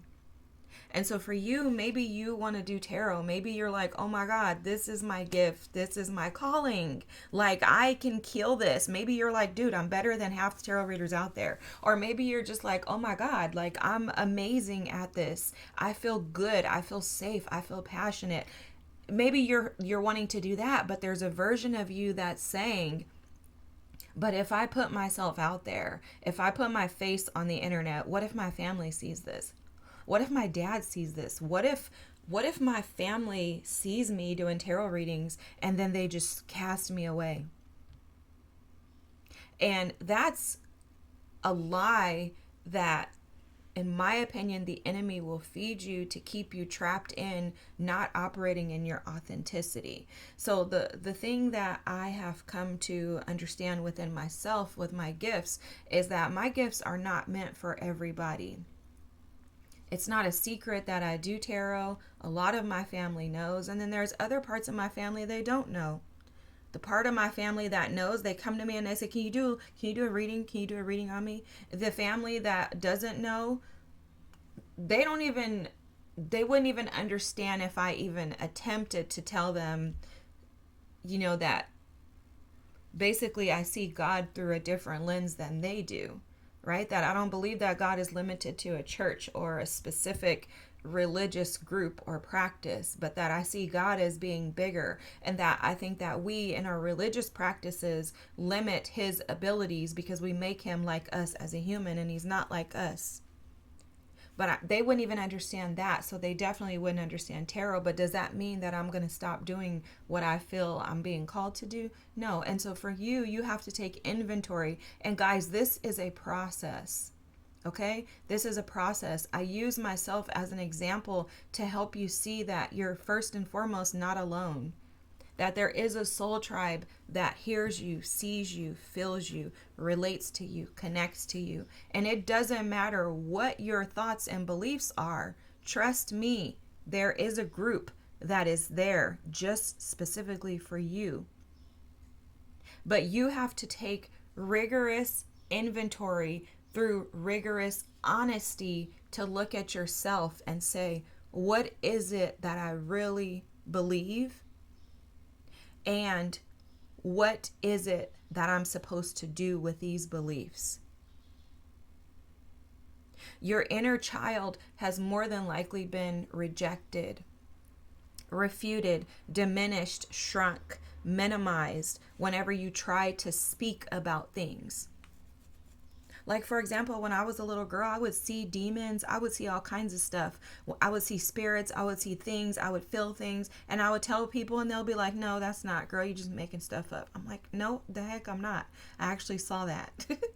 So that probably happened to you to the point to where now you're like, oh my God, like I have these gifts. I know I'm supposed to do something with it, but I don't know whether to believe that they're true or not. Did these come from God or the devil?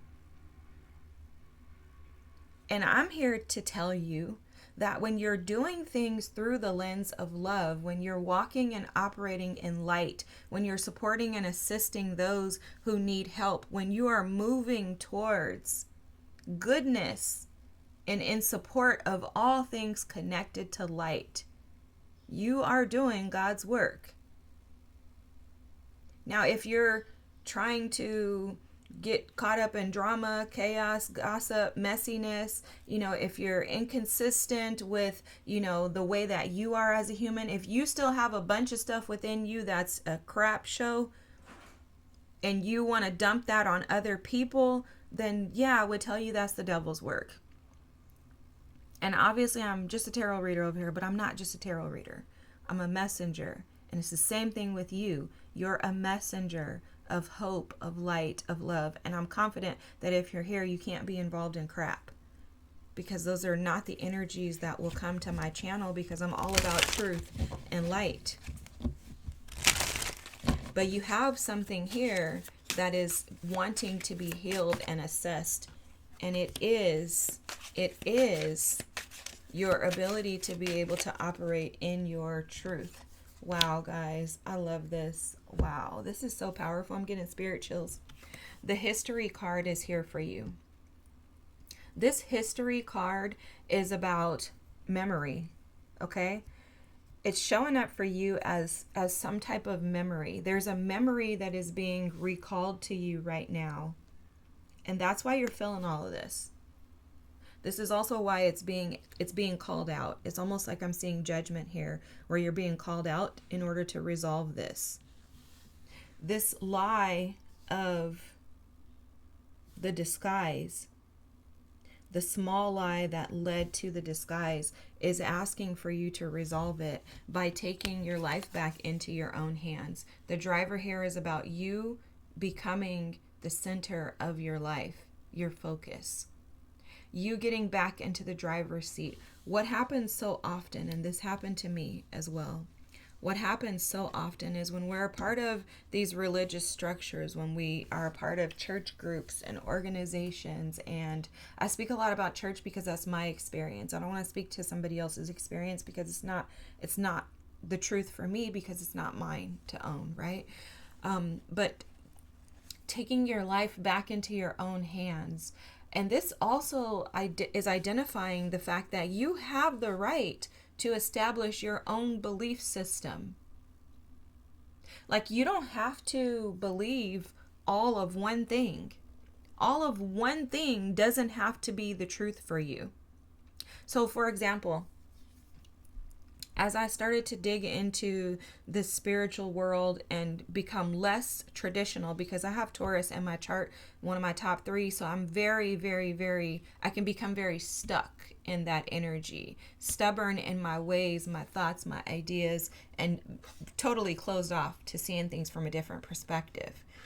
But as I began to dive more into the spiritual world, I was very challenged, because in church I was taught, and I actually went to Bible school when I was younger as well, younger in age as an adult. And I was taught in a cult class that I took that if you don't believe in these, there's 5 things. If you don't believe in these things, then you're a part of a cult, right? You can't be a believer if you don't believe all 5 of these things. And I was challenged at one point in time as to whether or not Jesus was Lord. Like, is he my savior? Right? Because a lot of other religious beliefs and practices believe that he was a prophet. And I'm like, but I know, because I've called on the name of Jesus and I know what's happened to me, but I wasn't sure how that related to other revelations that I felt Spirit had given me. So I took that back and I said, God, I don't know how this relates. I'm not denying that Jesus is Lord. I'm not denying that Yeshua is my Savior, but I need to know how this works for me. Because when I took inventory of my beliefs, they didn't align with what's traditionally taught in a church, and definitely didn't align with what I was taught in that cult class. So what I did was I took inventory. I was completely honest with myself, with Spirit, and guess what? In a few weeks, I had a revelation. And I was blown away. And I was like, oh my God, I get it. I get it. But that required me to say, these are my beliefs. When I get in the car, I'm driving it because I want to determine the speed that it goes. I want to determine how fast it accelerates. I also want to keep myself at a steady speed limit. And I want to be able to stop and go as I choose. It's the same thing with your spiritual beliefs. You have to step into the driver's seat to take control of what you believe. So something that I found to be very beneficial was writing down what I felt I really believed. Like writing down, and then I would just sit with it. Okay, but do I really believe this? Like, what was I taught? And then kind of comparing that to what I actually believe is truth. And just go through that. And in that space, the inner child and your higher self will work together to collaborate to bring to your remembrance like what's significant and important, what you need to hold on to. The bird card is at the bottom of the deck, and I want to call this out because birds may be extremely significant for you and to you. When you see birds outside, most times they're messengers. So when you see a bird, you may have a deep connection to eagles, hawks, things like that. When you see a bird, be sure to stop and just be attentive of what the bird may be wanting to say. You know, birds don't speak English. They don't speak our language, per se, but they do speak. So when you stop and you listen, whatever your intuition tells you is what the bird is speaking to you and what the message is of the bird's being brought to give to you. Okay, I know you get what I'm saying. So there's something about a desire and there's this inner knowing, which is being told to me through this history card. There's this inner knowing that you have that this part of you needs some type of resolution. Again, going back to that Nine of Swords energy, you're being drawn to this. And this is awesome that this card came out, Oshana of the Crossroads. You're being called to make a decision as to whether or not you are going to allow yourself to step into this ascension so that you can become this teacher that I really believe you're being called to be. Or are you going to allow yourself to stay trapped in outdated ideas, beliefs, and thoughts? Now, when I say outdated, I'm not saying that these ideas and that the identity of your old religious belief systems are like old and you have to completely do away with them. When I say outdated, what I'm saying is that it's outdated because it's no longer aligned with who you are. You have become someone different. You are becoming someone different. You are at a crossroad in regards to whether or not you're going to choose to stick with the old way of being, or if you're going to step into this new. And this new comes with suffering, enduring, detaching. And it also comes with a strength and a boldness that you're going to have to pull out of that spirit man. Like that warrior within is going to have to really, really, really rise to this occasion, because it's not an easy journey. It's not an easy journey, and it's lonely. But the benefits of this are far more expansive than I could even express with words. And so the birds are there to support you as guides, as teachers, as you can use, for example, I see hummingbirds almost every day of my life. When I first started seeing them, I was like, what is this for? Like, why am I seeing hummingbirds everywhere?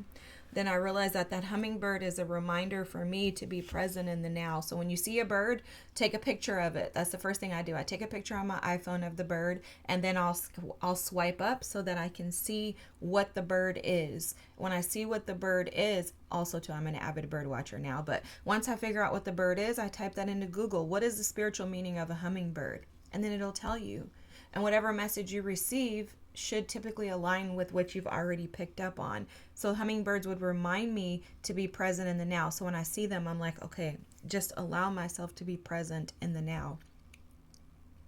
Also, another thing, I don't know why I'm sharing this with you, but maybe you need these things. Another thing is, oftentimes when you're receiving downloads, when you're receiving messages, when you're around someone and there's something that Spirit is trying to get into your system to give you a heads up about, or just give you information on in regards to something or a situation or someone, you may find that your sinuses become extremely active.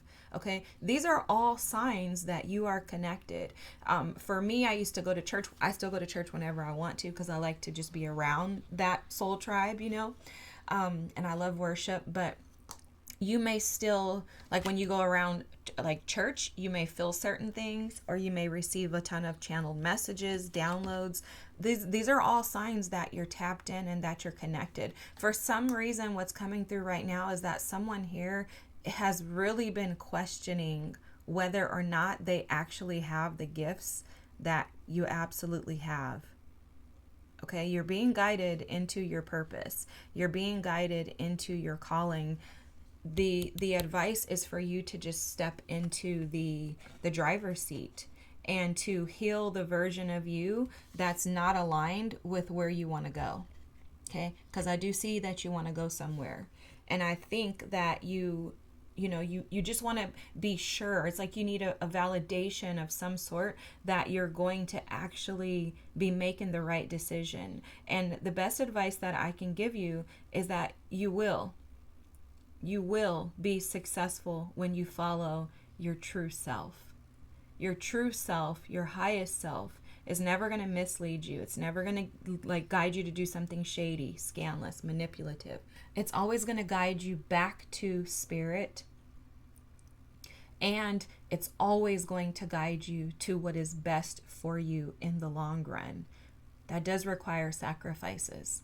For me, I had to sacrifice by getting out of an old relationship that was outdated and had me stuck, kept me playing small. That was the biggest challenge I ever had to overcome in my life.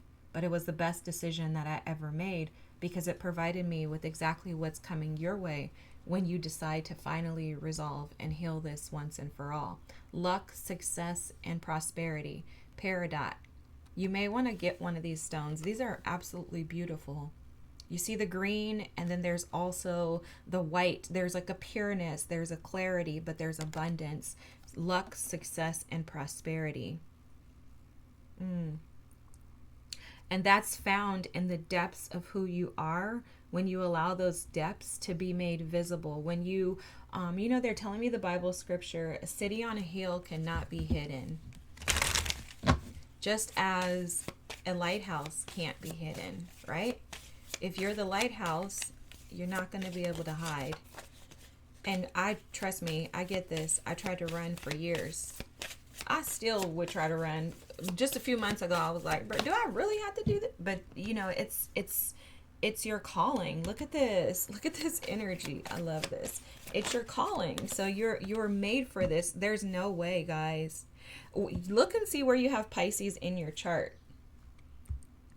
Look to see where you have Pisces in your chart, because you have the 12th house here and you have the 12th house here. Both Piscean energy. This is sacrifice and surrender. And then Neptune, the light of inspiration with the hangman. This is also the hangman and also the moon.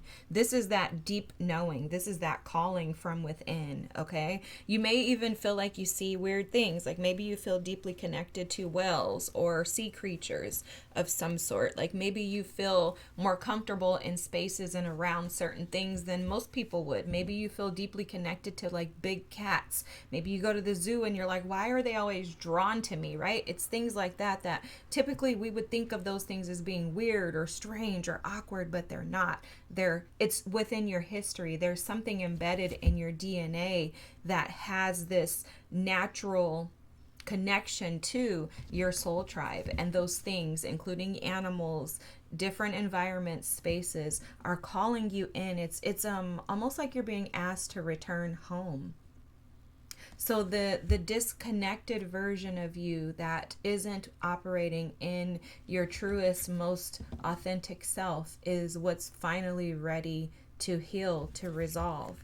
And it's going to require that you see the version of you that has been keeping you trapped and stuck in order for you to be able to move out of it. That's that rigorous honesty.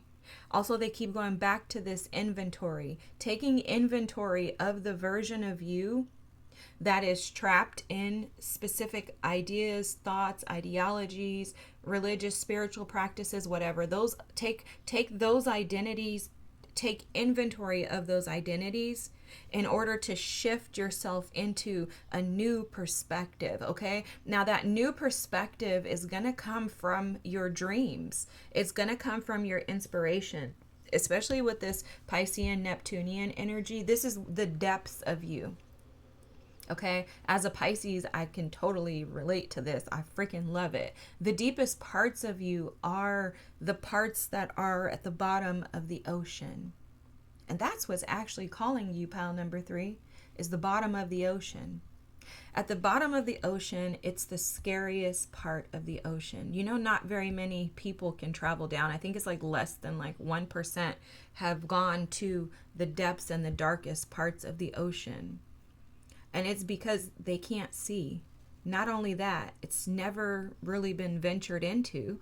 The people that have gone down there, some of them have died. Others have, come out with very little information. But there are sperm whales who live in those depths. You may feel connected to sperm whales. You may want to watch some YouTube videos on sperm whales. You would probably find yourself extremely interested and connected to that energy. Sperm whales are at the bottom of the ocean because they can survive. They've been there for years and years and years. They're like one of the oldest whales. Okay? And they're known to be connected to Lemuria, to spiritual lands beyond what we, have ever seen or thought. This is the part of you that is being pulled on. That's the history. Your history is connected to the old version of you. It's almost like there's like a reincarnation that's taken place within you right now, to where that old version of you is trying to come back up to the surface, reveal itself to you. So this is how these things get explained to me. You know those Russian dolls, and they're usually stacked inside? So the oldest version of you is the smallest, tiniest Russian doll that's inside of the others. You are the largest outer doll. Okay, that small version of you, which seems to be suppressed, is tugging at you, asking you to to let yourself be seen in that light again. It's not that you're going to be that old version of you. You're going to be the new version of you that's incorporated that old self into this new experience. You more than likely are connected to this collective rising that's been taking place over the last, I personally think, 2.5, 3 years. Okay. And for me personally, the way that it was given to me was, the Bible speaks of the angels going through and weeding out the individuals that are not a part of, the larger group, and then separating, right? Kind of separating the thorns and the weeds. That's how it's given to me. You can interpret it however you choose, but that's how it's been given to me. And it probably 2.5, 3 years ago, I noticed that there was this feeling of separation, a dividing so that the people who are on the side of spirit can be placed in their appropriate positions of leadership. And the people who have been in leadership, who have been doing it the wrong way, are being weeded out. So you more than likely have some type of calling, anointing, gifting, whatever you want to call it, on this side of the fence. And so you've been pushed and you're feeling all this stuff and you're like, what the heck? And it's because it's that old version of you that is calling you to rise to the occasion. This is amazing. I love this. Look at this change. Okay. So for someone here, you may be questioning or wondering, like, why now? And it's because this is the time. This absolutely goes in alignment with what they were just showing me about the weeding. This is in alignment. It's time. This is the time for you to rise into this position, because they're telling me, they're telling me Esther 4:14 right now, which is, it says, perhaps you were made for such a time as this. And if you know anything about the Bible, or if you've ever read the story of Esther had to step out and do something that could have cost her her life in order to save her community, her tribe. And so she did it, and everything ended up being okay, but she was created for that moment. And so now it's your time, pile number 3. The part of you that's ready to heal is the version of you that has been stuck and not wanting to release the old. It's time for you to step into the new. I feel like I don't even need any tarot cards. I feel like this is so amazing. It's so profound. Wow, you have the Page of Swords here first. Like, this reading is so profound. I hope that you're encouraged to step out in faith and do what you believe you're supposed to do, because I'm telling you, I knew that devil was coming out. Look, the Hierophant again. Are you kidding me? I'm telling you that your purpose is very intentional. Okay? You're here for a purpose. And I keep seeing this Empress at the bottom of the deck. I was going to call that out a little bit ago. But this is where your team is trying to get you to, is to the energy of the Empress, where you're able to receive and not resist. Because that's what this is showing up as. The devil next to the Hierophant is showing that there's resistance to change. But it's due to some, again, constraints. I've already spoke about this 10, 20 times, I'm sure, during this reading. But there are some religious constraints that are keeping you from actually stepping into the new experiences that you desire. The Page of Swords is about curiosity. And this is that calling, that longing, that passion that they were showing me earlier, that there's something that's pulling on you. It's pulling on you. It's your higher self pulling on you to rise up. You may have had, like I said, these visions, these dreams, these ideas, thoughts since you were a child, and you've just been sitting on them. You've been sitting on them. And I'm going to tell you what was told to me. You're sitting on a gold mine and you don't even realize it. Here's the thing. The gold mine is often looked at as something outside of us, right? You think of, you're sitting on a gold mine, you're thinking about I visualize things, so I'm visualizing a treasure chest sitting underneath me. And then I understood it. I was like, wait, the gold mine is within me. And this is what you need to know, pile number 3. This version of you that has been neglecting, avoiding lying to yourself about who you really are, that's that devil energy is ready to heal. It's ready to be resolved because you listen. If you don't listen to nothing else, please, you are sitting on a gold mine. You have something very, very, very significant, powerful, transformational to share. And it could just be your energy. Maybe you just walking in a space just creates transformation in others. Maybe you're an artist, a creative of some sort. Whatever it is, that curiosity, chase it, run after it, drive fast to it. Metaphorically, please don't be speeding. Drive directly towards it because it is your gold mine. I think it's very interesting that this one card that chose to come out here is luck, success, and prosperity. I mean, what the heck more could you ask for?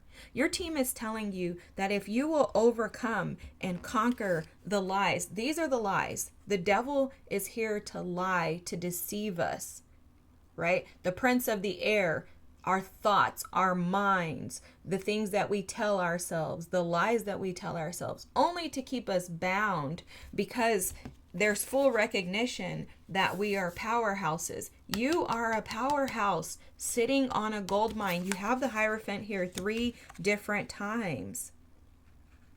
All you have to do is jump in the boat. Do you see this?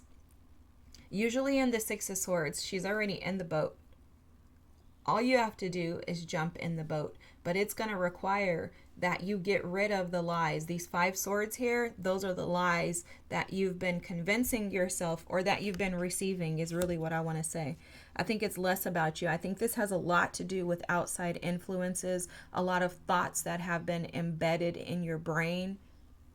Like they're showing me somebody drinking the Kool-Aid, the cults, how they say, don't drink the Kool-Aid. That's how this feels. Like maybe you've been given Kool-Aid and instead of, pushing against it, you've been believing it, which I'll tell you that there's nothing wrong with that.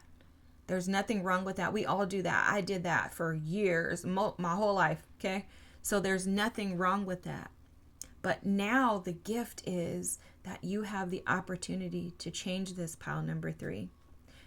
Your inner child, your higher self, they're ready to heal these things so that you can jump into this ascension and quantum leap into luck, success, and prosperity. It's just going to require that you release the old way of being and step into the new fearlessly. The Empress, she's not afraid to step into anything that is for her best and highest good. The Empress, I never hear people talk about the Empress, whether or not she's married to the Emperor. I hear people say, oh, these are the divine couples. But the Empress is also fine to operate as an independent, okay? I don't care if she's single or if she's with someone else. She is going to operate based on what is best for her. And that's what you're being asked to do.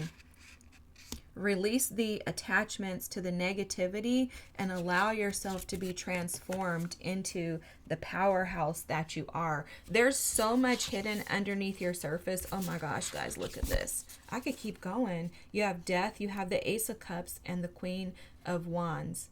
Be confident in your gifts. Be confident that Spirit loves you, that your path is guided, that it's protected, and that it is going to be not only transformative for you, but for others who observe you going through this. This is amazing, amazing, amazing, amazing. There goes that eagle. Okay, that's a bald eagle or a golden eagle. Guys, birds are your friends. I just think this is profound. This is amazing. I have to show you this. Look at what's at the bottom of the deck here. I just looked over. Purpose. This is your purpose. This is your purpose. What's ready to heal is you not stepping into your purpose. You running from your purpose. Guys, this is amazing. I've never felt like this in a reading. If you need anything from me, feel free to drop a comment, send me your email address. I'll email you and connect with you and do whatever I can to support you. Like, you seriously have no idea who you are or who you're about to become, pile number 3. This is amazing. I'm so proud of you for even honestly stepping out and listening to this reading. If you made it this far, feel free to drop a comment, like, and subscribe if you don't mind. I'd love to have you here. I'm really, really, really, really honored to be doing this reading. It's beautiful. Look again to see wherever you have Pisces in your chart. If you have Pisces in, like, Mercury in Pisces, your communication, that is absolutely a healer through the way that you express yourself, okay?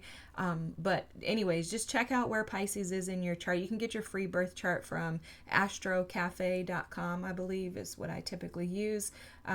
Anyways, I'm just excited for you guys. This is amazing. This is amazing. Thanks for sticking around. Have a good one. I'll see you soon. Bye. Pile number 4, if you chose the love and partnership card or the 7 of Cups, this is going to be your reading on what part of you is finally ready to heal. Okay, so a couple of things have been coming through. I was getting a few channeled messages, probably not a couple, more like a few. The first thing was that the part of you that's finally ready to heal is the part of you that has been imbalanced in your relationships and intimate connections. There's been a lot of confusion, chaos. I'm hearing conflict and discord, but it feels more to me like confusion, like a ton of confusion in regards to where do I invest in, who's good for me, who's not, who's here for a short time and not a long time. You know, like, it seems like you've had some challenges around being able to assess and choose partners that are actually in alignment with you.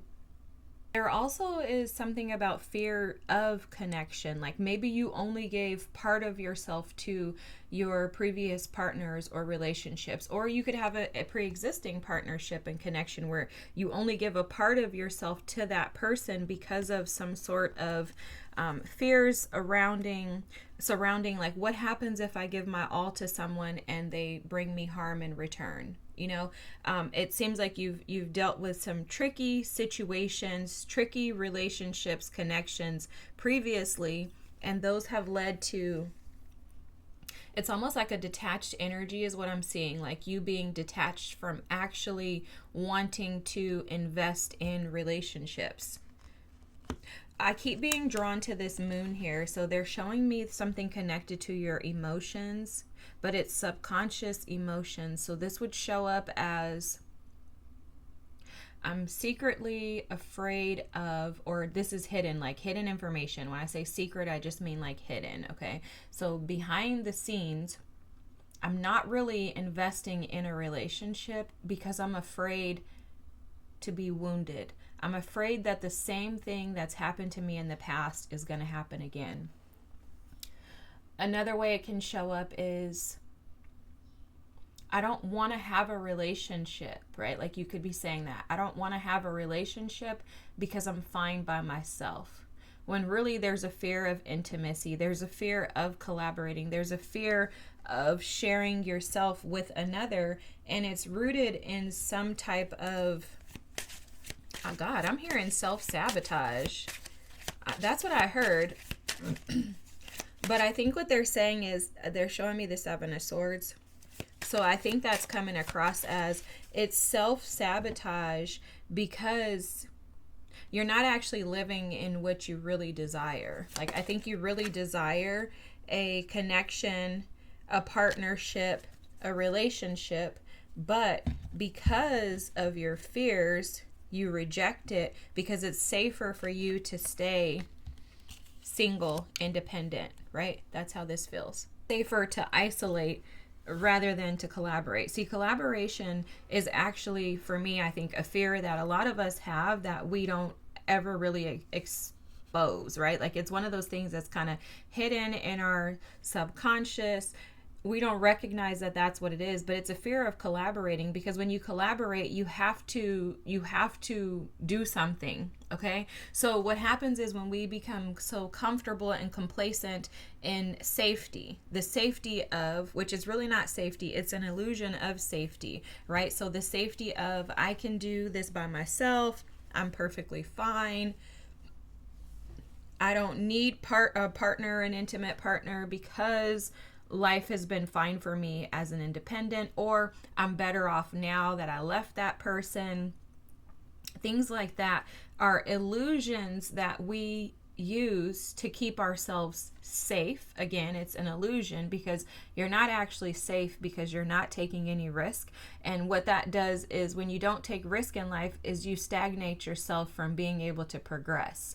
So it's almost like, you imagine you're like climbing a ladder, you're trying to go somewhere, but it's an escalator, right? Where it just keeps going down. Like, you're just moving backwards like this. So you think you're going somewhere because you've created this almost like shelter. I'm hearing shelter in place, guys. So it's like you create this shelter around yourself, and you're keeping yourself safe, all right, but you're actually keeping yourself held back. You're holding yourself back, and you're keeping yourself in an energy of stagnancy, because you're afraid to open up and share yourself with someone else. Interesting. They're showing me this power dynamics here. And what they're showing in that power dynamics is that that's actually a way to control. A way for us to control how we are or aren't hurt, wounded. We tend to shelter in place. But as we know, it's from, our COVID experience, it's not good for any of us to be isolated. Because isolation leads to, wow, they're saying isolation leads to rejection. Okay, that actually makes sense, guys. Rejection of oneself. That's why they said they're showing that they were showing the Seven of Swords, because the Seven of Swords is about self-sabotaging, trying to get away with something but actually not, right? The Seven of Swords in traditional tarot, the guy is holding swords and he's running away from tents, or trying to sneak away, creeping away from tents, but he's visible because he's right at the center of all the tents. So it's like you've done this version of you that wants to heal is the version of you that's been in hiding, that's been like avoiding, trying to stay away from connection, commitment, because that's coming through too, a fear of connection, intimacy. The version of you that's wanted to control the narrative, control the outcome, wanting to dictate the way that God gives love to you, that he expresses it to you. Because the only way to actually experience God's love and to learn lessons, to put your lessons that you think you've learned into practice, is to actually be in relationship.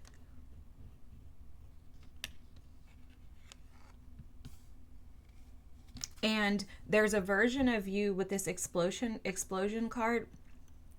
They're showing that there's a version of you that has this passion, this fire, right? Like you're ready to explode. You want this, but you're keeping this under wraps, okay? Like imagine like,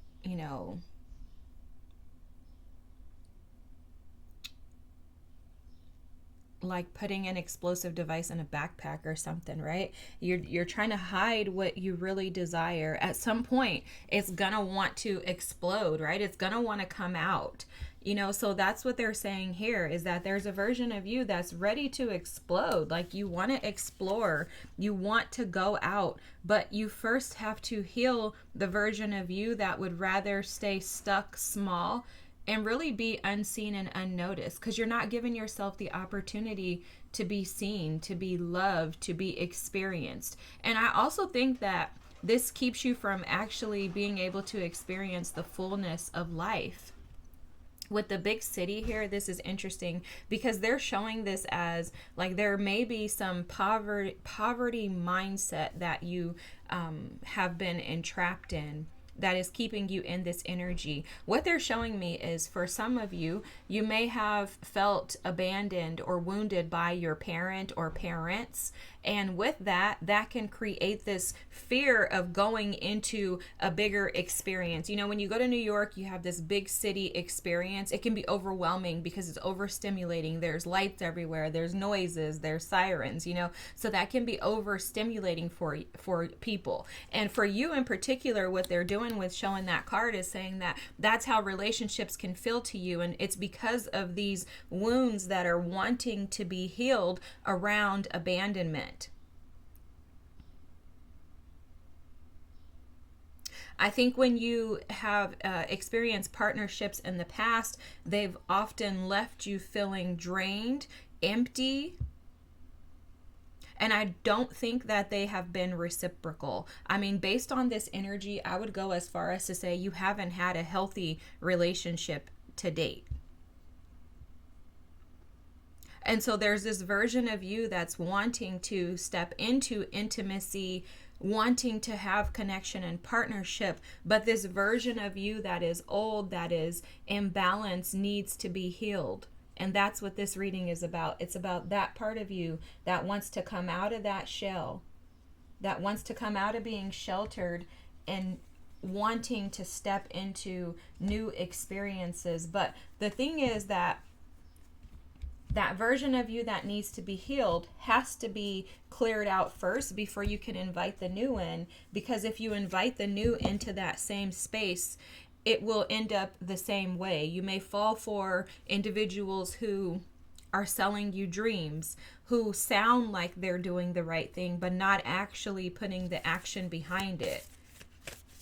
You may also find yourself in a continuous state of trying to control who the person is. Like, I only want this person. I only want that.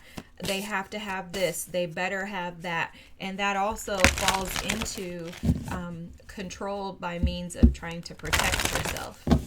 So one thing to just bring out here is that your inner child is only present because your inner child wants to keep you safe, okay? So anytime you feel like you're acting out, or you're, you know, maybe being explosive in like what you're asking for, it's because it's a form of you wanting to control, but just to keep yourself safe. I don't want to, what I want to do is bring light to not demonizing your inner child or making your inner child feel like they're a separate version of you or a separate part of you. You know, oftentimes we take these things, we think they're negative. We're like, oh my gosh, I don't want to be controlling. I don't want to, you know, try to dictate how things can come. And I also like don't want to hide the fact that I'm ready for love. But that inner child is in there screaming like, you need to stay safe. Last time it wasn't safe. He or she did this, this, and that to you. And so you just have to remind yourself that that's a version of me that wants to control. And also that's a version of me that's keeping me from the experiences of exploring and feeling life and even living a life that is fulfilled, right? So this beauty card came out and this reads, I have a form which is divine. I allow what is within to shine. And so this is going back to that inner child wound where there's something within you that's afraid to be seen. And I think it has a lot to do with abandonment. It's reading abandonment. Forgive me, I'm just trying to fix this so you can see. But it's reading abandonment, and it's reading abandonment through some parental act. Okay, let's see if we can get something else here. Because this is the version of you that's trying to heal, is seeing the beauty that you have to offer another. And also I think something about recognizing that by you holding back your beauty, you're not allowing others to experience it. Okay? The bottom of the deck here, you have Tame Your Dragons. I love this because this Tame Your Dragons is all about exactly what we're talking about. Tame the parts of you that keep you small. that keep you on that ladder that is just being pushed right back down. Okay, you could carry some type of shame or like regret, remorse. You could find yourself like self-loathing, where you're just kind of just sulking in the mistakes of the past, mistakes of others or yourselves. And so you're being guided to tune into your feminine lineage. Find the strength through the feminines in your ancestral lineage to rise above this. There's something very transparent about this card and this energy. There's something about vulnerability wanting to come through and finding safety to be vulnerable just as you are. One thing that I've learned is that vulnerability is strength. It's actually the truest form of strength. Because in order for you to have gone through pain, in order for you to have gone through sufferings, in order to be able to believe in love again, to be able to step out and say, I'm going to just try this one more time, not knowing what's going to happen, that requires a level of strength that is unmatched. It's unmatched. And so for you, you're being asked to tap into the vulnerable parts of you. These are going to be the scariest parts of you, pile number 4. You may be seeing 444. If you see 444, just know that that's a reminder to allow yourself to open up, to be supported by your ancestors, angels, God, spirit. This sensuality, this ocean of seductress tricks, sensuality, attraction, and feminine power, this is about receiving, okay? This is also about being able to show up in relationships vulnerable through vulnerability that is not sexual. Okay, there's a difference between sexuality and sensuality. This is saying being vulnerable, being sensitive to your needs, your desires, your the things that you want, the fact that you want to have intimacy with another, that's a level of vulnerability, because you have to allow yourself to say, I'm going to put myself out there and know that I'm putting myself at risk. Okay? For someone, you may feel like going out into the dating scene could mean that you're standing in front of, metaphorically, like a bus. And you're like, I know that I'm setting myself up for potential failure. But there has to be a shift in that in order for you to attract the appropriate partners. And this is going to come by means of pouring into yourself. There's a ton of energy here about feminine energy, beauty. This is the divine feminine pouring into you so that others will be attracted to do the same. But what you have to do first is accept the fact that the old version of you that wants to, and I know I keep using the word control, and control can be a very triggering word, but we have to rewire our brains to not see these things through a negative lens only. Yes, they can be negative. Control is negative when you don't allow yourself to explore other opportunities because you're trying to stay safe. That's negative, right? But the word control is simply, in my opinion, a way that we try to keep ourselves safe. So whenever I tell myself, oh, you're being controlling, it's because I recognize that in that moment, I'm trying to keep myself safe. And it's not my responsibility to keep myself safe in the ways that I tend to try to do so. So with the Ocean of Seductress, it's literally speaking to the fact that your team is saying, pile number 4, we want you to stop. Slow down, because anytime I see a 7 energy, I always slow down. Stop, slow down, and tap into your feminine power. Whenever you feel unsafe, say for example, you go out, you meet somebody, and you're like, oh my God, I want to talk to him, but I don't know if I should give him my phone number. Oh my God, what do I do? What do I do? What do I do? Tap into your feminine power. Your feminine power is going to guide you intuitively. Your feminine power is going to guide you to be able to assess the situation. You're going to do a ton of analyzing. This can be done in seconds. You're assessing, you're picking up on your intuition. This is tapping into your feminine lineage because you're making yourself aware of your past mistakes. You're remembering that energy. You're recalling the things that you did in the past that brought upon a lot of the energies that you attracted. And then it's also going to allow you to, fizzle away at the things that are interfering with you experiencing life in the way that you truly desire, because feminine power is about receptivity. It's about attraction. But also, feminine energy is about detaching from old versions of ourselves. Because in order for new to arrive, old must dissolve. If you think about a closet, in your closet, if you want to buy more stuff and you don't have any space in your closet right now, where are you going to put it? You don't have anywhere for it to go.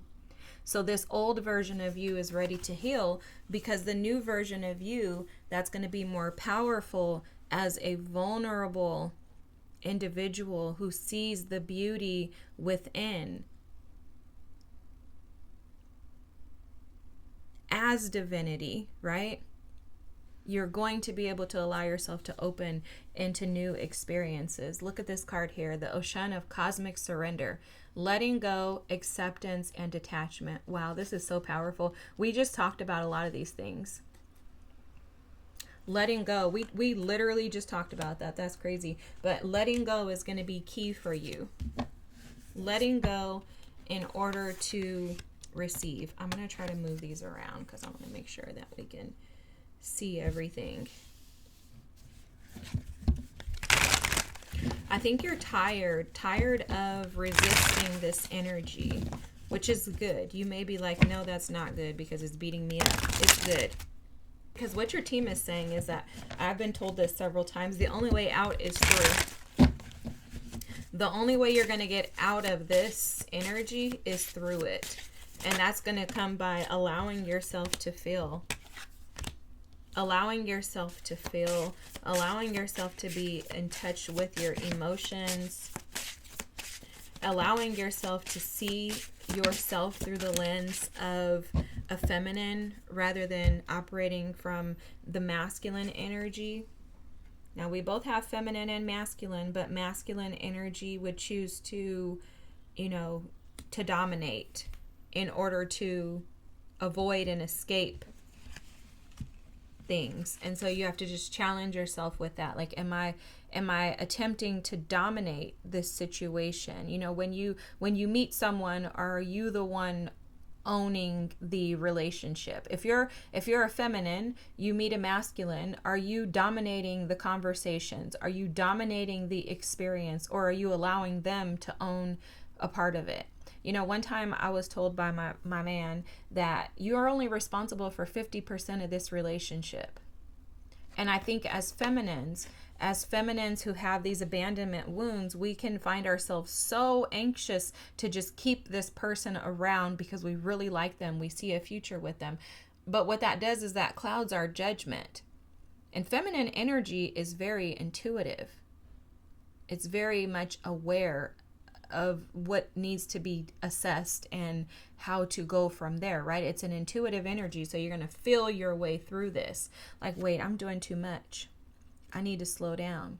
But what happens is we tap into our masculine energy when we meet someone that we really like, and then we dominate. Now we've taken on the role of the masculine. We can't allow them to be the masculine, and that also in turn doesn't allow us to operate as the feminine. And so for you, you're being asked to kind of heal that masculine version of you that wants to dictate the outcome or know the outcome maybe before it even starts. Because you have the Ten of Swords here and then the King of Swords. A lot of masculine energy. The Emperor is here. The Eight of Pentacles is here. Wow, this is summing up exactly what I was saying. The Eight of Cups. I'm sorry, that's the Queen of Cups. But the Eight of Cups is prevalent here, okay? And then you have the Queen of Swords. The Eight of Cups is prevalent. And I'm going to tell you why.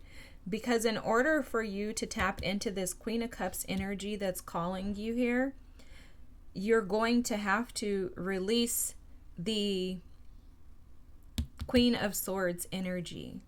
See, the Queen of Swords is present because of this that's at the bottom of the deck here. The Five of Pentacles. And wow, let me show you what's underneath that is the Empress. Okay? So the Empress was underneath the Five of Pentacles, which this is showing when you allow yourself to resolve the pain of the past. There's still something in your past. It could have been years ago. There's still something in your past that ended and it caused so much pain to you. There's one specific situation. Could have been with somebody who was emotionally unavailable, someone who was very cold, very harsh to you. Someone could have said some very negative things to you. That's still affecting you today. And it's in turn caused you to become a little bit calloused within yourself with this Queen of Swords here. See, within is this vulnerability. It's this beauty, this divine feminine energy here. Within, look at her face. She's such a vulnerable, you know, very immature, not in a negative way, very loving, kind. Look at her. She's absolutely stunning. Her energy is beautiful, but she's got to have this sword up because somebody's come in and caused her harm. This could have happened to you when you were younger. Someone could have come in and caused a lot of pain to you, and it caused you to put this sword and this wall up. Again, almost callousing of your heart because you didn't know if you could ever trust again. The Five of Pentacles is here at the bottom of the deck saying that the work, especially with this Eight of Pentacles, the work that has to be put in has to be you resolving those abandonment wounds. You won't be able to receive in the way that you truly desire with the Empress here, the Emperor, the King of the Ten of Swords. You won't be able to receive in the way that you desire if you can't resolve the ending of the past pain. And what I mean is not that the person won't come in for you. Okay, because I don't believe that. I believe you can attract people and things and not be ready for it. But when that person, thing, situation shows up, if you will not resolve the past, it will devour you. Trust me. How do I know? Because I have done it. Staying stuck in the past, stuck in these abandonment wounds, and the wounds of feeling like you're putting in the work but never actually finding a solution. It's almost like you've been doing all this stuff, trying to get yourself to this space. Now you're being met with this opportunity to face it head on. But will you run or will you resolve? Ending and beginning cards are always super significant for me. The Ten of Swords and the Five of Pentacles. This is a choice to explore. Explore what life is like on the other side, because initiating your reading, we had the Seven of Cups. This is a card of options. This is a card of choices, decisions. And not all decisions are beneficial for you with the Seven of Cups. There's something that's ready to be ignited within you. You have two couples here, the King and Queen of Swords, the Emperor and the Empress. The one that doesn't have a mate is the Queen of Cups. And this is because this is your higher self calling you to tap into the version of you that's able to access your heart space. For most of you, I don't think you felt like your feelings in a very long time. Because the divine feminine energy is emotional. It is feelings. That's how we intuit things, is through our feelings. And that's why this explosion energy is showing up in the way that it is too. Because it's like you're just waiting to explode and to express this version of you. Your higher self is calling out this love, this tender, this kindness, this tenderness, this heart. Like your heart is calling out to you. But there's something about maturing into this. Because what they're showing me is, look at this Queen of Swords and look at the Empress. Doesn't she look like an older version of her? See, that inner child within you wants to stay attached to the wounds. But your higher self is calling you to tap into your emotions so that you can become the Empress. The two queens that are missing here is the Queen of Wands and the Queen of Pentacles. And I find that to be very interesting because the Queen of Wands is all about confidence. Having confidence in who you are, who you came here to be, and conquering that. The Queen of Pentacles is the queen of self-love, self-care, nurturing. She's going to take care of herself.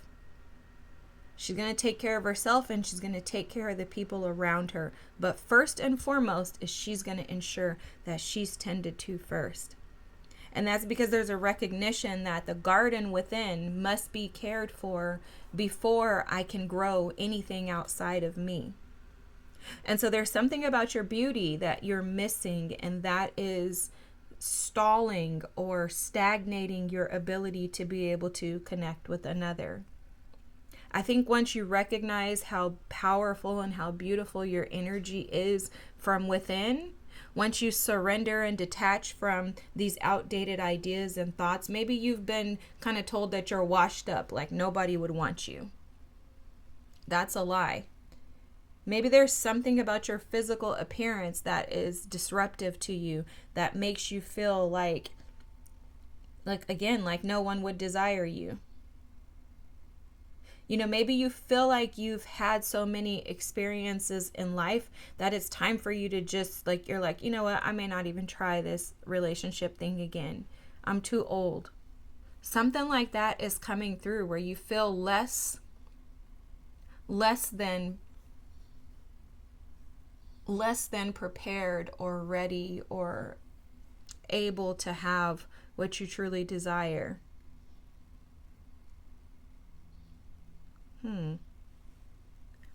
But it's all a lie. And those are the parts of you that want to heal, is the lies of believing that you're alienated in some way, shape, or form. What you're wanting to open up to is connection that is aligned with you. You may even be asking for someone who has gone through life experiences as well, so that they're able to connect to you. But in order for this to take place, I'm telling you, this is very clear here, there has to be some alignment with you falling into who you are. So if you're a feminine, you're being guided to heal this by tapping into your feminine strength and power, not masculine. If you're a masculine, you're being asked to do that too. Tap into your masculine energy, not your feminine energy. So if you're a masculine, not waiting around for somebody to come and take care of you, but you doing it yourself. If you're a feminine, allowing somebody to care for you, to love you, to tend to you, toning down the dominant parts of yourself. And this is hard to do, but it starts with doing it with yourself first. And that is the most practical advice that you can receive, is doing this for yourself. If you want someone else to come in and tend to you, tend to yourself. Tend to yourself. When you come home, sit down and take a moment to yourself. When you have a break, take a moment to yourself. This energy is wanting to heal so that the transition can come in. And I'm blown away by this, guys. Look at what's next. After the Death card is the Knight of Cups. Once you resolve this and start to pour into yourself, you're going to have a love offer come in. This is a message of love. The Knight of Cups is a messenger. I'm telling you, once you clear out, you see this scythe here that this Death card has? Once you clean it out, swipe it out, release it. Release it. Release those thoughts too. That Ten of Swords is mental energy. Release the thoughts that are connected to your lack of worthiness. Okay? Anything that makes you feel unworthy, including yourself. Because I am seeing self-sabotage here. You've been interfering in your ability to truly connect with others. And I have to tell you that out of love. Because I know I've been guilty of that too. You're not alone. So many of us do it. We just don't recognize it. And we don't want to call it out because that requires that we are honest with ourselves and that we are held accountable for the lives that we don't want to be living in, right? So I know it's hard to hear. But if you would clear out the thoughts in your mind that keep you feeling less than, I'm telling you, you have a love offer that will come in for you. Okay? There are new opportunities that are wanting to come in for you, but you have to make a decision to walk away from doing things the way that you've been doing them, because I don't think they've been working for you. And that's the part of you that wants to heal. It's asking to heal. It's asking for you to surrender to the divine's way of doing life rather than your own, by letting go, accepting that you've maybe made some mistakes, detaching from those mistakes, stepping and tapping into your divine feminine power and energy, and allowing yourself to receive the things that you deserve, that you're worthy of, and that you desire. All right, pile number 4, there's a big city out there waiting for you to explore it. Don't let that mindset keep you from it. Have a great day. Thanks for being here. If you don't mind liking, subscribing, and dropping a comment, that would be great. I hope to see you soon, and let me know when you get engaged. Bye.